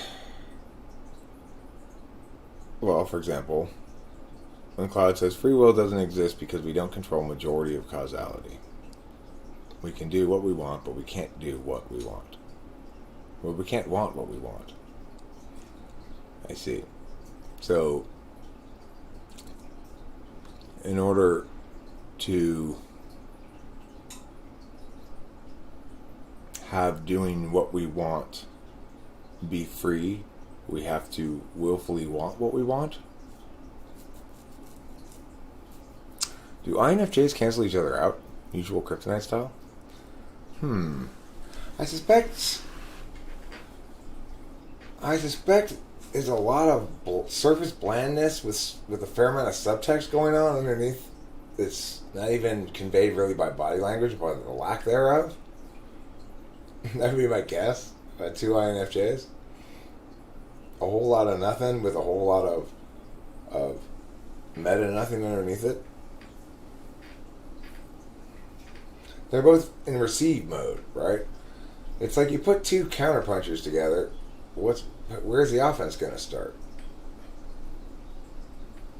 For example, Eric, you want to love Rachel, but you never choose that. You can't choose what you want. Your desires choose you.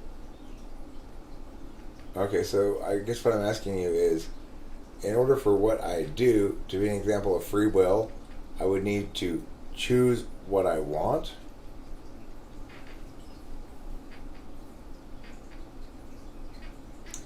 If that's the case, why wouldn't I additionally need to choose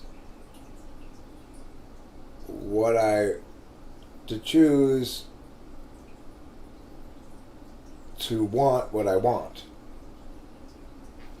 Do I also have to choose to want what I want? Or does that not have to be a choice? How do we find objective truth within the subjective algorithm of society? Society doesn't have an algorithm. Individuals do. And different people use different approaches to establishing the truth status of a given sentence. So when you say, how do we find objective truth? Well, I guess the first thing we'd have to do is sort of limit the scope of that question a bit. Like, if we mean, how do we know whether a statement is true, then we mean one thing. But if we say objective truth in some other sense, then it's a lot more challenging of a question to answer. So, can I assume that by objective truth, you mean how can you determine if a statement is objectively true?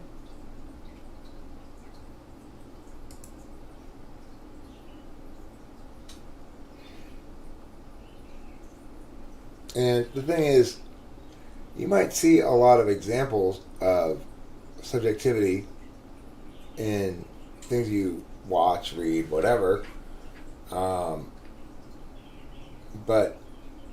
you're also encountering an alternative approach to, judging questions when you're watching this, namely a TI approach or a logical deductive approach. So the thing is, there will be some participation mystique. Wonder what you mean by that. I like the sound of it. So the thing is, to find objective truth then is to determine which statements most universally have a value of true, or in other words, which statements have the most downhill rhetorical slope. So some statements have a much more downhill rhetorical slope because of the kind of statement they are. If you are describing something of reference point in the physical world that you can point to, take picture of, film, whatever, and and make statements about it, then those statements can attain something like near universal agreement as to their truth status. On the other hand, if you're talking about the further removed you get from the concrete physical world, the more mental acuity it requires to understand. So, for some people, they can only understand really that descriptive statements about physical realities can be true. Almost everybody understands that because people understand that you can lie. For example, where were you? If I was really sleeping with a mistress and I say I was at the store, the reason I have lied is because there was a physical reality that cannot be interpreted away from what it was. I was in a different location than I said I was. So, how do we know I was at the location? Well, we could gather evidence about it by looking at the footage from the store or whatever. But the point is, almost everybody understands that descriptive statements about physical reality are statements that can be falsified, that therefore have a truth value. But the thing is, other kind of statements, it's a lot more difficult to establish their truth value. And of course, in general, statements, the truth value of them is non-universal. It's the validity of the reasoning that's universal. So what we rely upon is the fact that it's preferable to be conditionally right in some circumstances than it is to require unconditionality. So it's like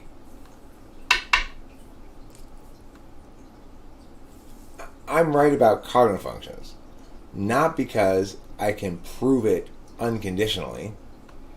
In the same way that if I said the typical manifestation of the species Homo sapiens has 2 eyes, 2 ears, a nose, and a mouth. You might be willing to accept that I can prove that definitively simply by observation, by shared observation. We're both observing the same thing. We both see the same thing. We're both using words in normal ways. That it's pretty indisputable that the typical individual member of the species Homo sapiens has 2 eyes, 2 ears, and a nose. So when you have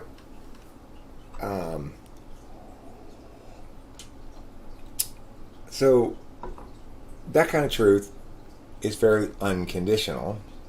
New information isn't going to change my position on it. Other kind of truths are conditional truths in the sense that they're empirical truths. So when scientists prove that coffee is bad for you or links to heart disease, that's a conditional truth. So what that means is that a few years later, there's another study that says the opposite thing. Actually, we were wrong then. It turns out it links to heart health. And the results are inconclusive at this level or that level or whatever. Okay? So the thing is, things that are truly universal refer to things that don't change. Empirics always addresses the physicality of the thing, or links to the physicality of the thing, and physicalities change. So,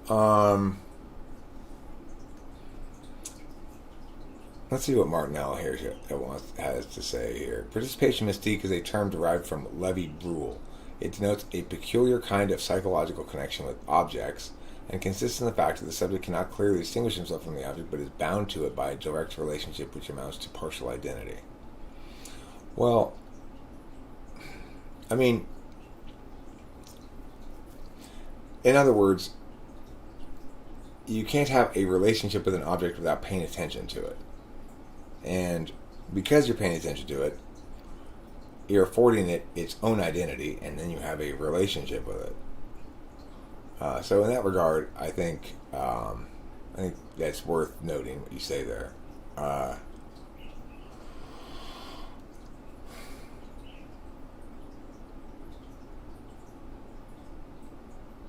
So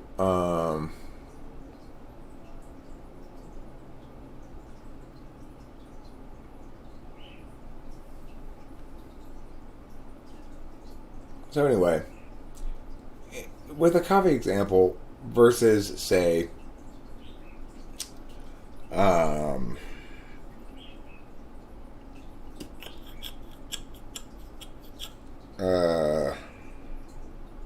what is their broad consensus on? Okay, well, for example, there's very broad consensus on the notion that it's not okay to shout racial slurs at people. I would say, at this point, nearly universal, at least, acquiescence to the descriptive reality that you're not going to get away with it, and probably affirmation of the normative reality that you ought not. There's going to be something very, very kind of universal agreement with that basic notion at this point. There wasn't always anything close to universal agreement with that basic notion. So, the thing is, it's worth noting, however, that my position has always been true. It's just that the metaphysical landscape wasn't such that it engendered the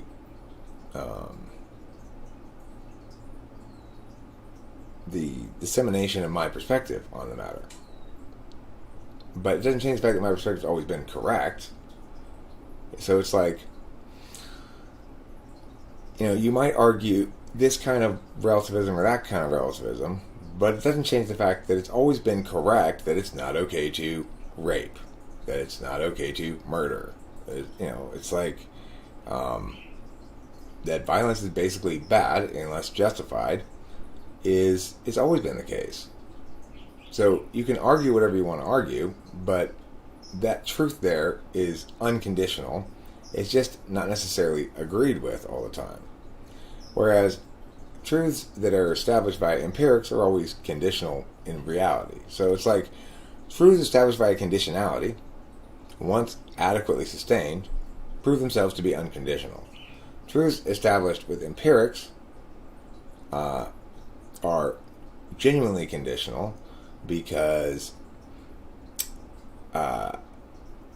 because the nature of most kinds of things that get studied with empirics. In other words, if you were just studying things like, it again depends on how you phrase the statement. If you're studying whether water is wetter than sand, then the conclusion you draw is going to be universal and permanent. So it really depends on the kind of statements you're making, I guess. Well, Yeti, what I would say about empirics and intuition, and I'd say intuition even more than logical deductive proof, okay? Because, like, my explanation about cognitive functions is not independently sustainable without some empirics. In other words, I've had to check to see on some things you can't logically deduce. Like, well, how much does this correlate with that? It's something you can't logically deduce, right? You've got to get empirics on it. But the point is this: for most things that we're trying to explain in life, the correct answer is intuited. This is the order of operations. The answer is intuited by some intuitive, such as cognitive functions. The concept of it was intuited by an intuitive called Carl Jung. The idea of plate tectonics was intuited by some German guy. The idea of evolution was intuited. Now, it shows you the intuitive is not always right. It's up to the empiricist then to establish which intuitive ideas turn out to be correct. So it was the empiricists who figured out, okay, if plate tectonics is right, then the fault lines will look like meow. Whereas if expanding Earth is right, then the fault lines will look like meow. And then they went and looked at the fault lines and determined who was correct. And it turned out the intuitive idea that the plate tectonics guy came up with was right. On the other hand, we look at evolution, we see that affording a good intuitive idea too much room to wiggle without attacking it logically is a bad idea. There's no it's like the plate tectonics thing, it held up logically. There was no reason why it couldn't be the case that anybody would intuit immediately, except perhaps that continents are too heavy to float, which would seem to be an intuitive objection to it. And there's probably not water underneath the continents. Well, of course, that's true. There's not water underneath the continents, but they're not floating on water, right? They don't necessarily have to be floating on water. So, the thing is, there wasn't any reason logically it wouldn't make sense. Now, in contrast, evolution as an intuitive idea is totally suggested by certain things. The small variation among the species in the Galapagos Islands suggested to Darwin that these things were very specialized to certain niches, and then the fossil record also suggests that the species seem to emerge in a branching fashion from more simple species before them. But when you apply any kind of logic to it, you realize they break down. Regardless of what's intuitively suggested by the fossil record, turns out that's not how it works at all. Just like one might intuitively conclude from looking at an archaeological record that a wider variety and complexity of housing options emerged or evolved from fewer, simpler options, you'd be incorrect, right? There's no evolution in a physical sense. There's only a metaphysical evolution that people learned from other people. They saw that building and they thought, ooh, I've never seen that kind of building before. I want to build one like it. Or they thought, ooh, I've never seen that kind of building before. I want to come up with another kind of building that I've never seen before. You know, it's like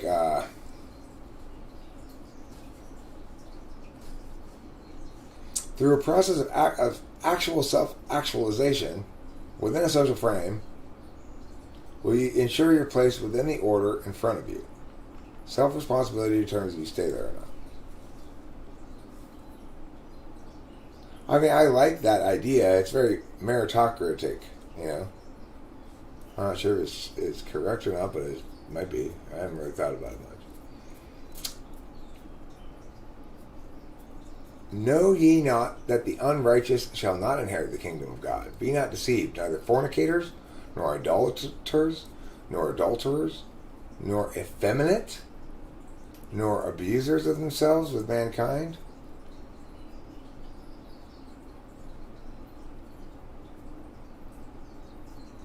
Be ye not that, know ye not that the righteous shall not inherit the kingdom of God? Be not deceived. So what's the difference between a fornicator and an adulterer? Am I a fornicator? I'm not an adulterer. And I'm not an adulterer. Am I effeminate? Does God... Does that apply to women as well? Effeminate women can't? I guess effeminate necessarily doesn't mean women. I would just say feminine.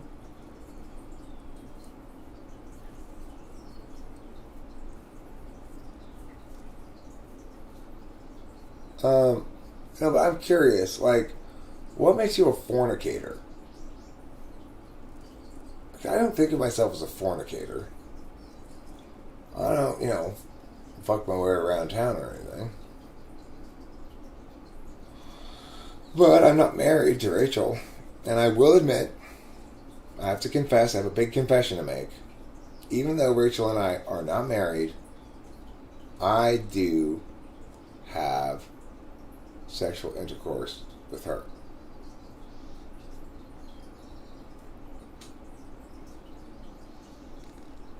The evolution of architecture may be epigenetic instead of genetic.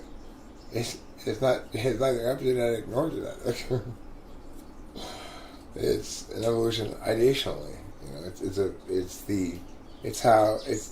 it's reflective of the reality that human beings are becoming more by virtue of what human beings, by virtue of the durability of communication. You know, it's like, because you can read a book that was written a long time ago, you have access to way more information than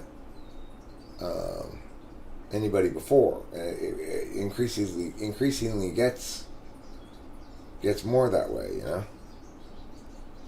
Although I guess at a certain point you reach supersaturation and then it has no more impact. I'm not sure.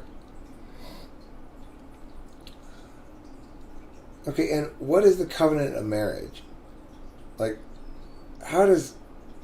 what makes God determine that you're married?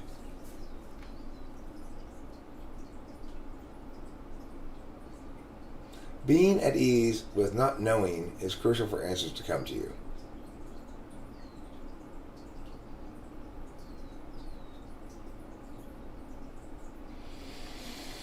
I don't know if that's true or not. It sounds like somebody absolute valuing NE, though. From a TI perspective, too. I think he's an INFJ.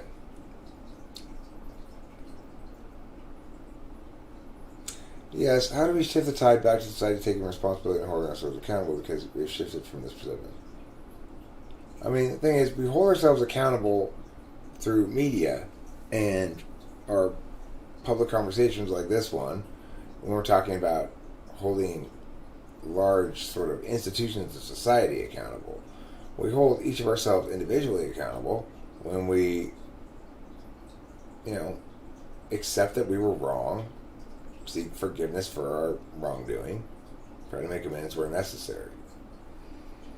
Well, yeah, it is still an evolution, but I mean, the fact that ideas evolve over time because you can sort of stand on the shoulders of predecessors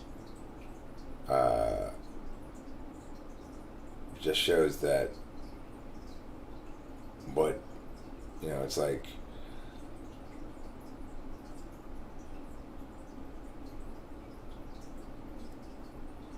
it shows how the mechanism of evolution is fundamentally different than what biology says.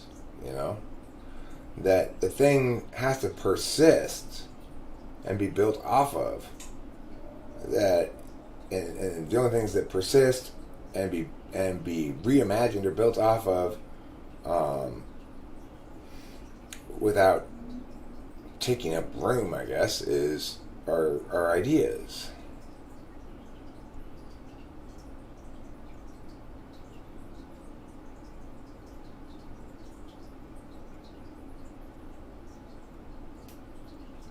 This is a parasocial platform, a very uneven playing field. Perhaps it works for the person on the screen to feel better, but even then, it doesn't hold any objective truth behind their words.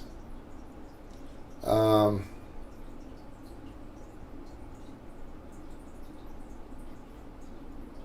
mean, I'm not sure what you mean. The thing is, remember that the person on the screen, in this instance, is it. I would agree that. Okay, yeah, I know. But I am an example of the field of thing or whatever. So, I definitely have an unfair advantage, so to speak. It's Eric holding court. It's not us all communicating as equal participants in a large community like size. But of course, we couldn't do that in that capacity. It's like the fact is, we can only really engage with each other, like one person at a time, and that's demonstrated here. Now, it's possible for, in this platform, two people to concurrently engage with your comment mood. So it's like, I can be responding to it in voice. Somebody could also be saying something in response to it in text. Somebody else also in text. So in that regard, you can receive from multiple sources, but you can't really get from multiple sources except one at a time. And you can't both receive and get at the same time. In other words, you can't just wait and hear what they say while also asking what they have to say. But the thing is this: while it may be a very unfair platform in some regard, it's a lot more fair than what came before it, and that's what we really ought to compare against.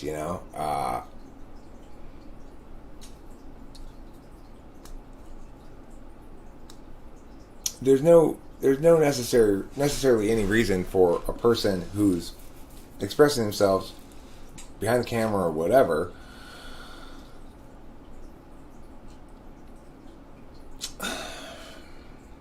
I'm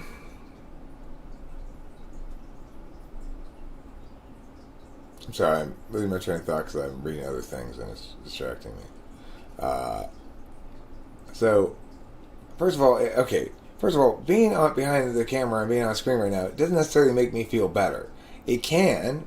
A lot of times I feel good by live streaming, but I am susceptible to feeling bad after live streaming, depending. It doesn't happen very often, quite rarely. I mean, one time I can remember when live streaming made me feel bad and I just stopped right then was when, shortly after Kimberly and I broke up, I was streaming and she came into the chat and was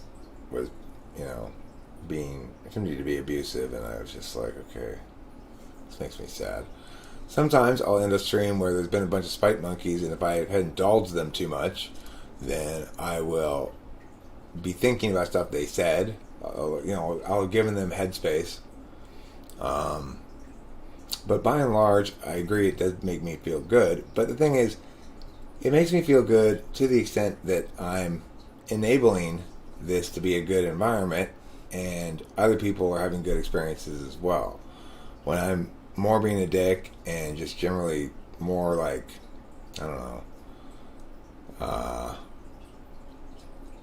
know, meh, then obviously I'm doing less of a good job of it. But, this platform may have its limitations, and certainly it's not perfect, but at the same time, it affords somebody like me a voice that I didn't otherwise have, and I bring, although I'm just one lone voice in the wilderness, so to speak, I bring the actual will and capacity to become president and fix things and make a big difference, make a huge difference in the world. If I can become president and successful, or even if I can get a big enough profile to have a large enough bully pulpit to set some narratives, it's like everybody who's come before who's had an opportunity to set narratives, such as Jordan Peterson, has made a mess of it.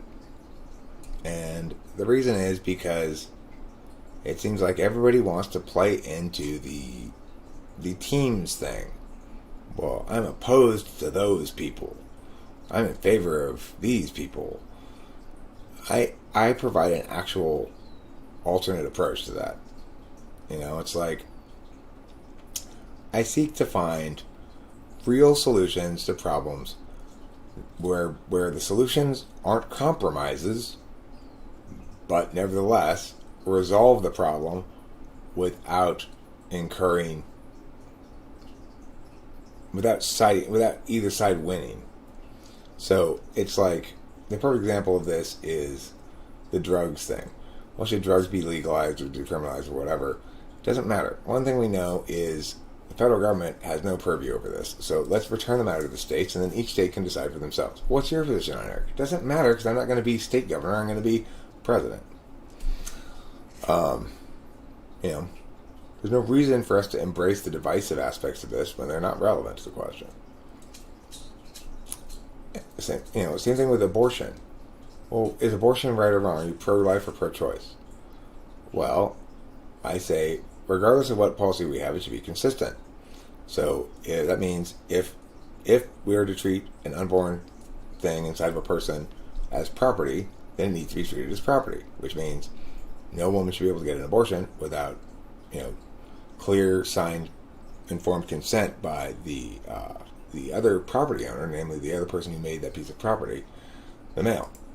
And if you don't like the idea that it's property, that you have to treat as property accordingly, then you need to agree that it's a person, and then abortion shouldn't be allowed.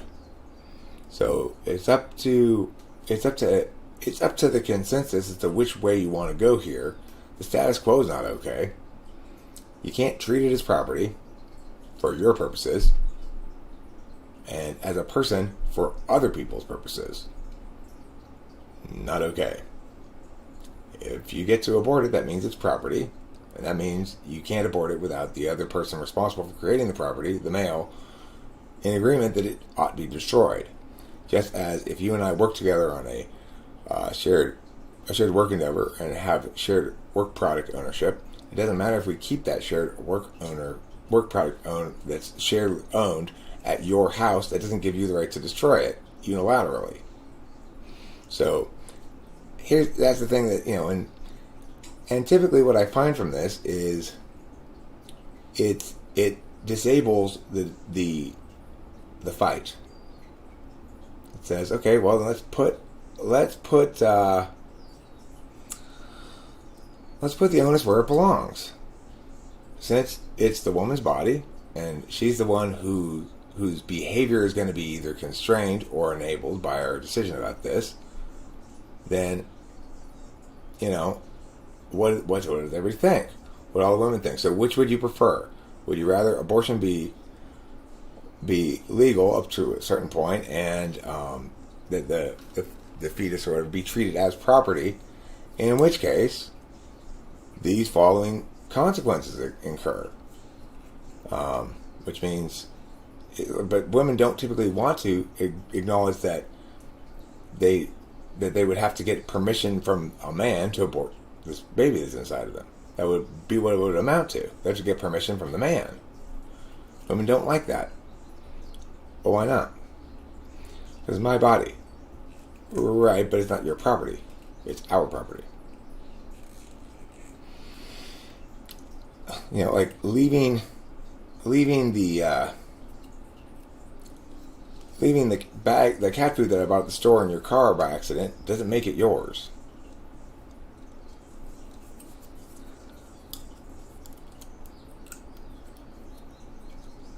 Isn't land ownership the main issue? Land ownership's not the main issue. I don't think so. I mean, I do believe that property taxes should be substantially lower than they are. It's almost impossible to actually own property. You're always paying rent. It's just you're paying rent to the government instead. How would you deal with situations of women who got pregnant as a result of rape? That's different. Then that would not comprise mutually owned property, because the work product, it would be like somebody came and unwillingly sculpted a sculpture out of your tree stump in your yard. You'd have no obligation to respect the creator's ownership rights on that. So if we were to view it as property, it would make pregnancy in the case of rape, it would be a unilateral decision for the woman in that case. Now, the thing about that is, one of the problems with this is you then incentivize women to accuse men falsely of rape.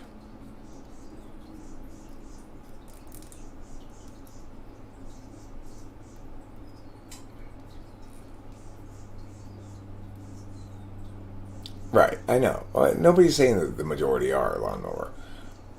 I think everybody agrees that the vast majority of abortions are not undertaken in cases of rape. But it is nevertheless a significant question to ask, because it changes the moral equation. If viewed as property, then in cases of rape, women will be able to abort, and it would be consistent without any permission, and it would be consistent with the view of it as property. If we view it as a person, it doesn't matter if it's rape, it's still not okay to abort.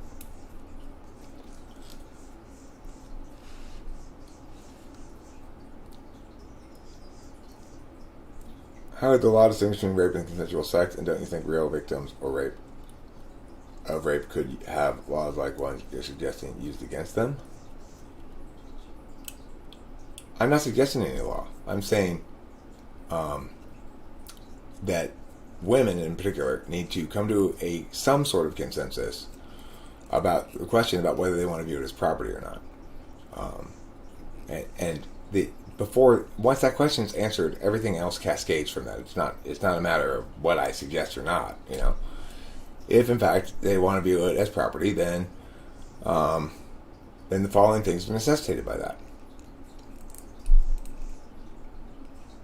and we have to figure out a way to implement it. If in fact they want to view it as a person, then the following things are necessitated by that, and we have to figure out a way to implement that. But the core thing is, it's completely unreasonable for people on either side of the abortion debate to even begin to address what we have to do with debate until after they've answered that question. Is that thing property or person? Until that question is answered, there's no point in even further discussing the matter at all, because you can't make any decisions about policy until that question is answered.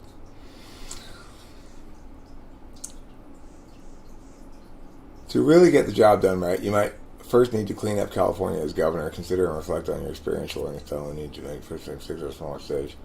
I mean, I'm not saying that it wouldn't be a good thing for me to be the governor of California, but what I'm saying is my desire to be my acquiescence to my felt duty to become president stems from the sort of progressive failure of the executive branch at the federal level. Now, the governor of California is terrible, but he's not uniquely terrible here. In this, there are only a couple of people who can stand proud here in these moments of I guess you'd say winding down this COVID farce. There are very few of us who can stand proud. So, Newsom's bad, but California's not any more of a desperately bad situation than New York or a lot of other states who went hard on one angle without any reason to. He's not.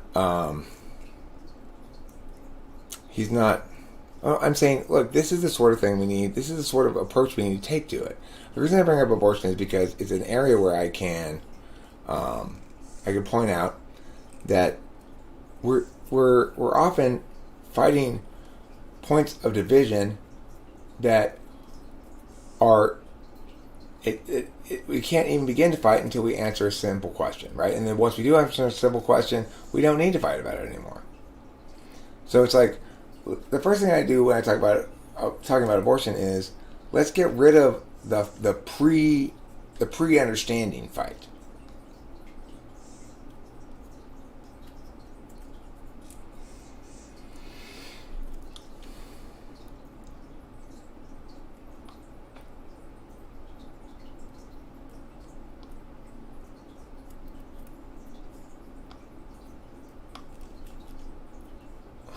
Yeah. I mean, and if you really wanted me to insist what my position on it is, it's that it's not a property at all. But that's a hard. It's like if I'm arguing that point, then I'm clearly taking one side on the matter, and it's kind of irrelevant to the actual issues from the federal government's perspective as well. The Supreme Court made a poor decision when they said that a woman has a right to an abortion as part of her right to privacy. There is no right to privacy, and there is no right to abortion. And it makes no sense to say that there would be. You don't have rights that require other people to behave certain ways proactively, actively. I don't know. I gotta eat something. I feel sick all of a sudden. I gotta get it uncrustable.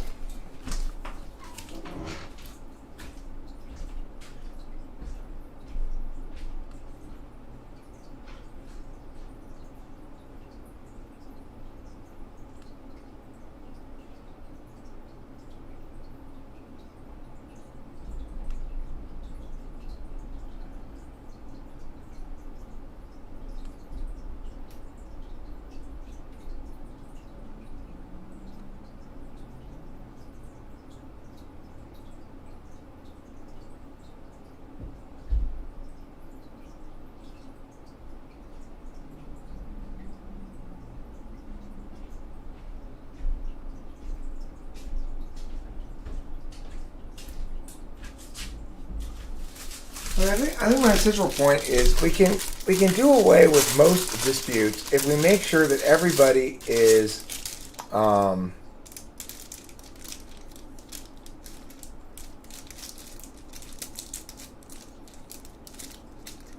if we really deal with them right. I think we can make it such that we don't have so many arguments about so many stupid things. It's like, make everybody own all the argumentational consequences of all of their positions.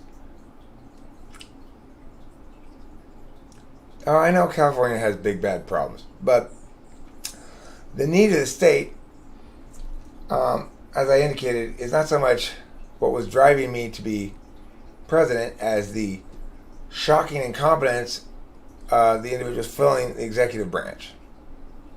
So that's a little bit of a different motivation, right?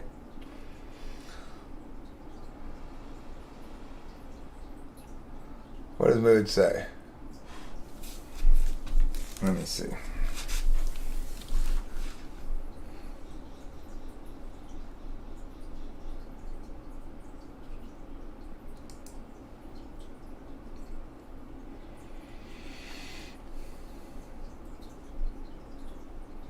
Children who are placed in the adoption and foster care system are abused at astronomical rates. We must discuss the entire truth. That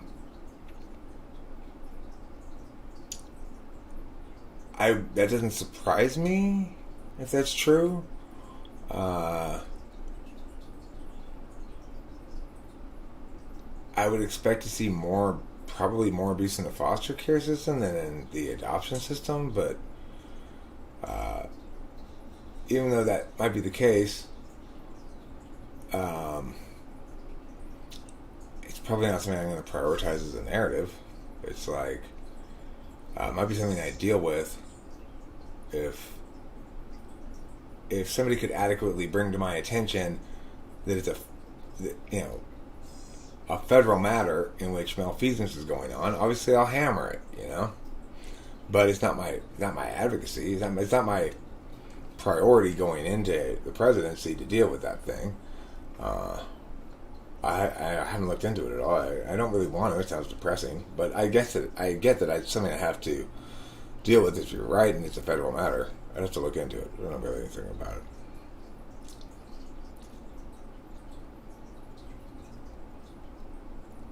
If one supports abortion, one should also by necessity support eugenics? Why? Why is it necessary to support eugenics if you support abortion?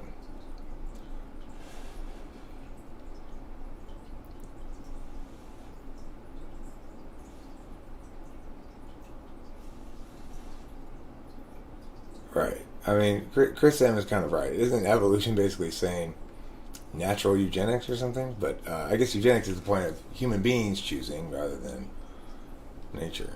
You said that NE and SE DOMs are action types. Can you explain what this means? How aren't ISTP action types, for examples? Well, ISTPs have action as a tool function, so they use action as a means of attacking problems in the world or just approaching things.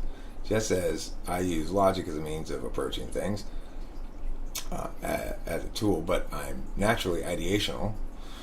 They are naturally deliberative. They use TI as their dominant function, so the action is the tool, the deliberation is the absolute value of the frame, and when deliberation conforms also with sort of what's determinate in the matter, the singularity aspect of things, and I in the third slot, then they act upon it, and back to step one again. It's like they're not action types because they're deliberation types. They might seem a lot more active than, say, INFP, but both INFP and ISTP are both deliberation types. It's a different kind of action. Any INFPs are just as active as ISTPs. It's just they're active with ideas and words, not with doing stuff.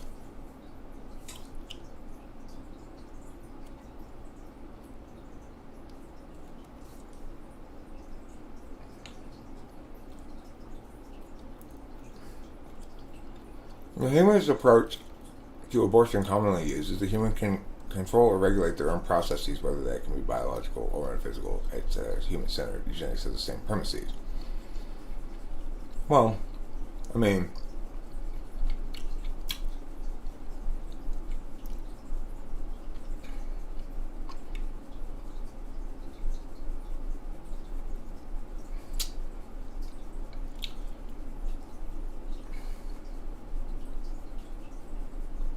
the key thing, I guess, okay, we can talk about eugenics.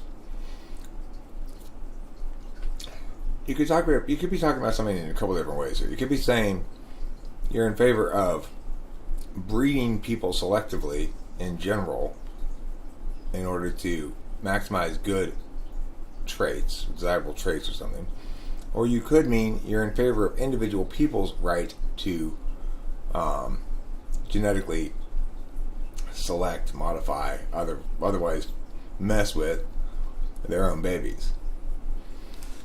So, historically, eugenics has been all about controlling who mates with whom. It's only until fairly recently that it's been thought of to include things like genetically altering fetus or something.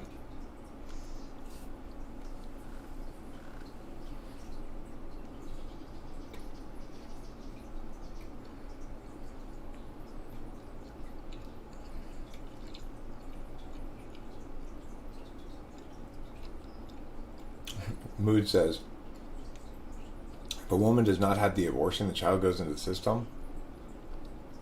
That's such bullshit. I mean, Mood, think about it. A lot of people consider having an abortion, and a lot of people decide not to.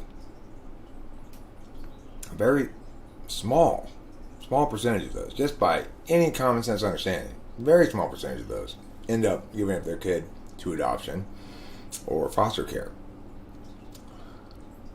Very few people who get pregnant and even who don't want to keep their baby are sufficiently isolated that they don't have family who does want to keep the baby. So what you're saying is just nuts. It makes no sense at all to think that most people who don't choose to get an abortion end up with their kids in foster care or an adoption system.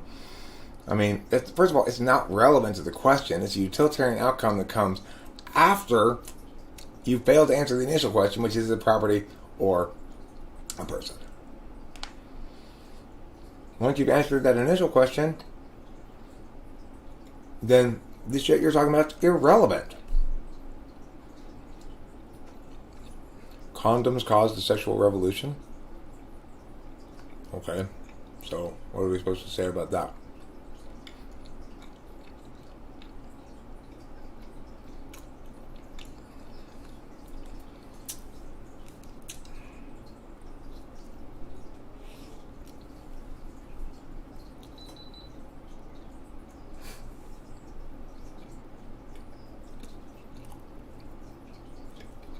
Ryan? No, I thought you were, I agree that you didn't explicitly make the link, right? So you never said you were arguing against, you never said you were arguing in favor of pro-choice by making that point. You never made a link to your point that people end up in foster care to any particular affirmation or negation. I agree you never did that, and I assumed you were doing that.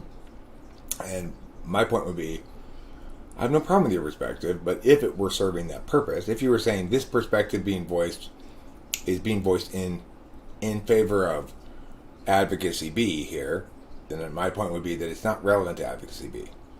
But you did not actually make the link to any particular advocacy, so that's my bad.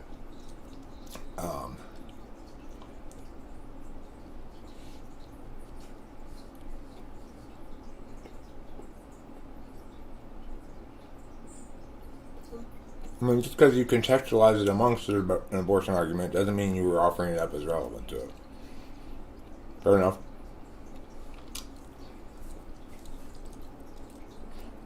Alright. 4 hours is long enough, huh?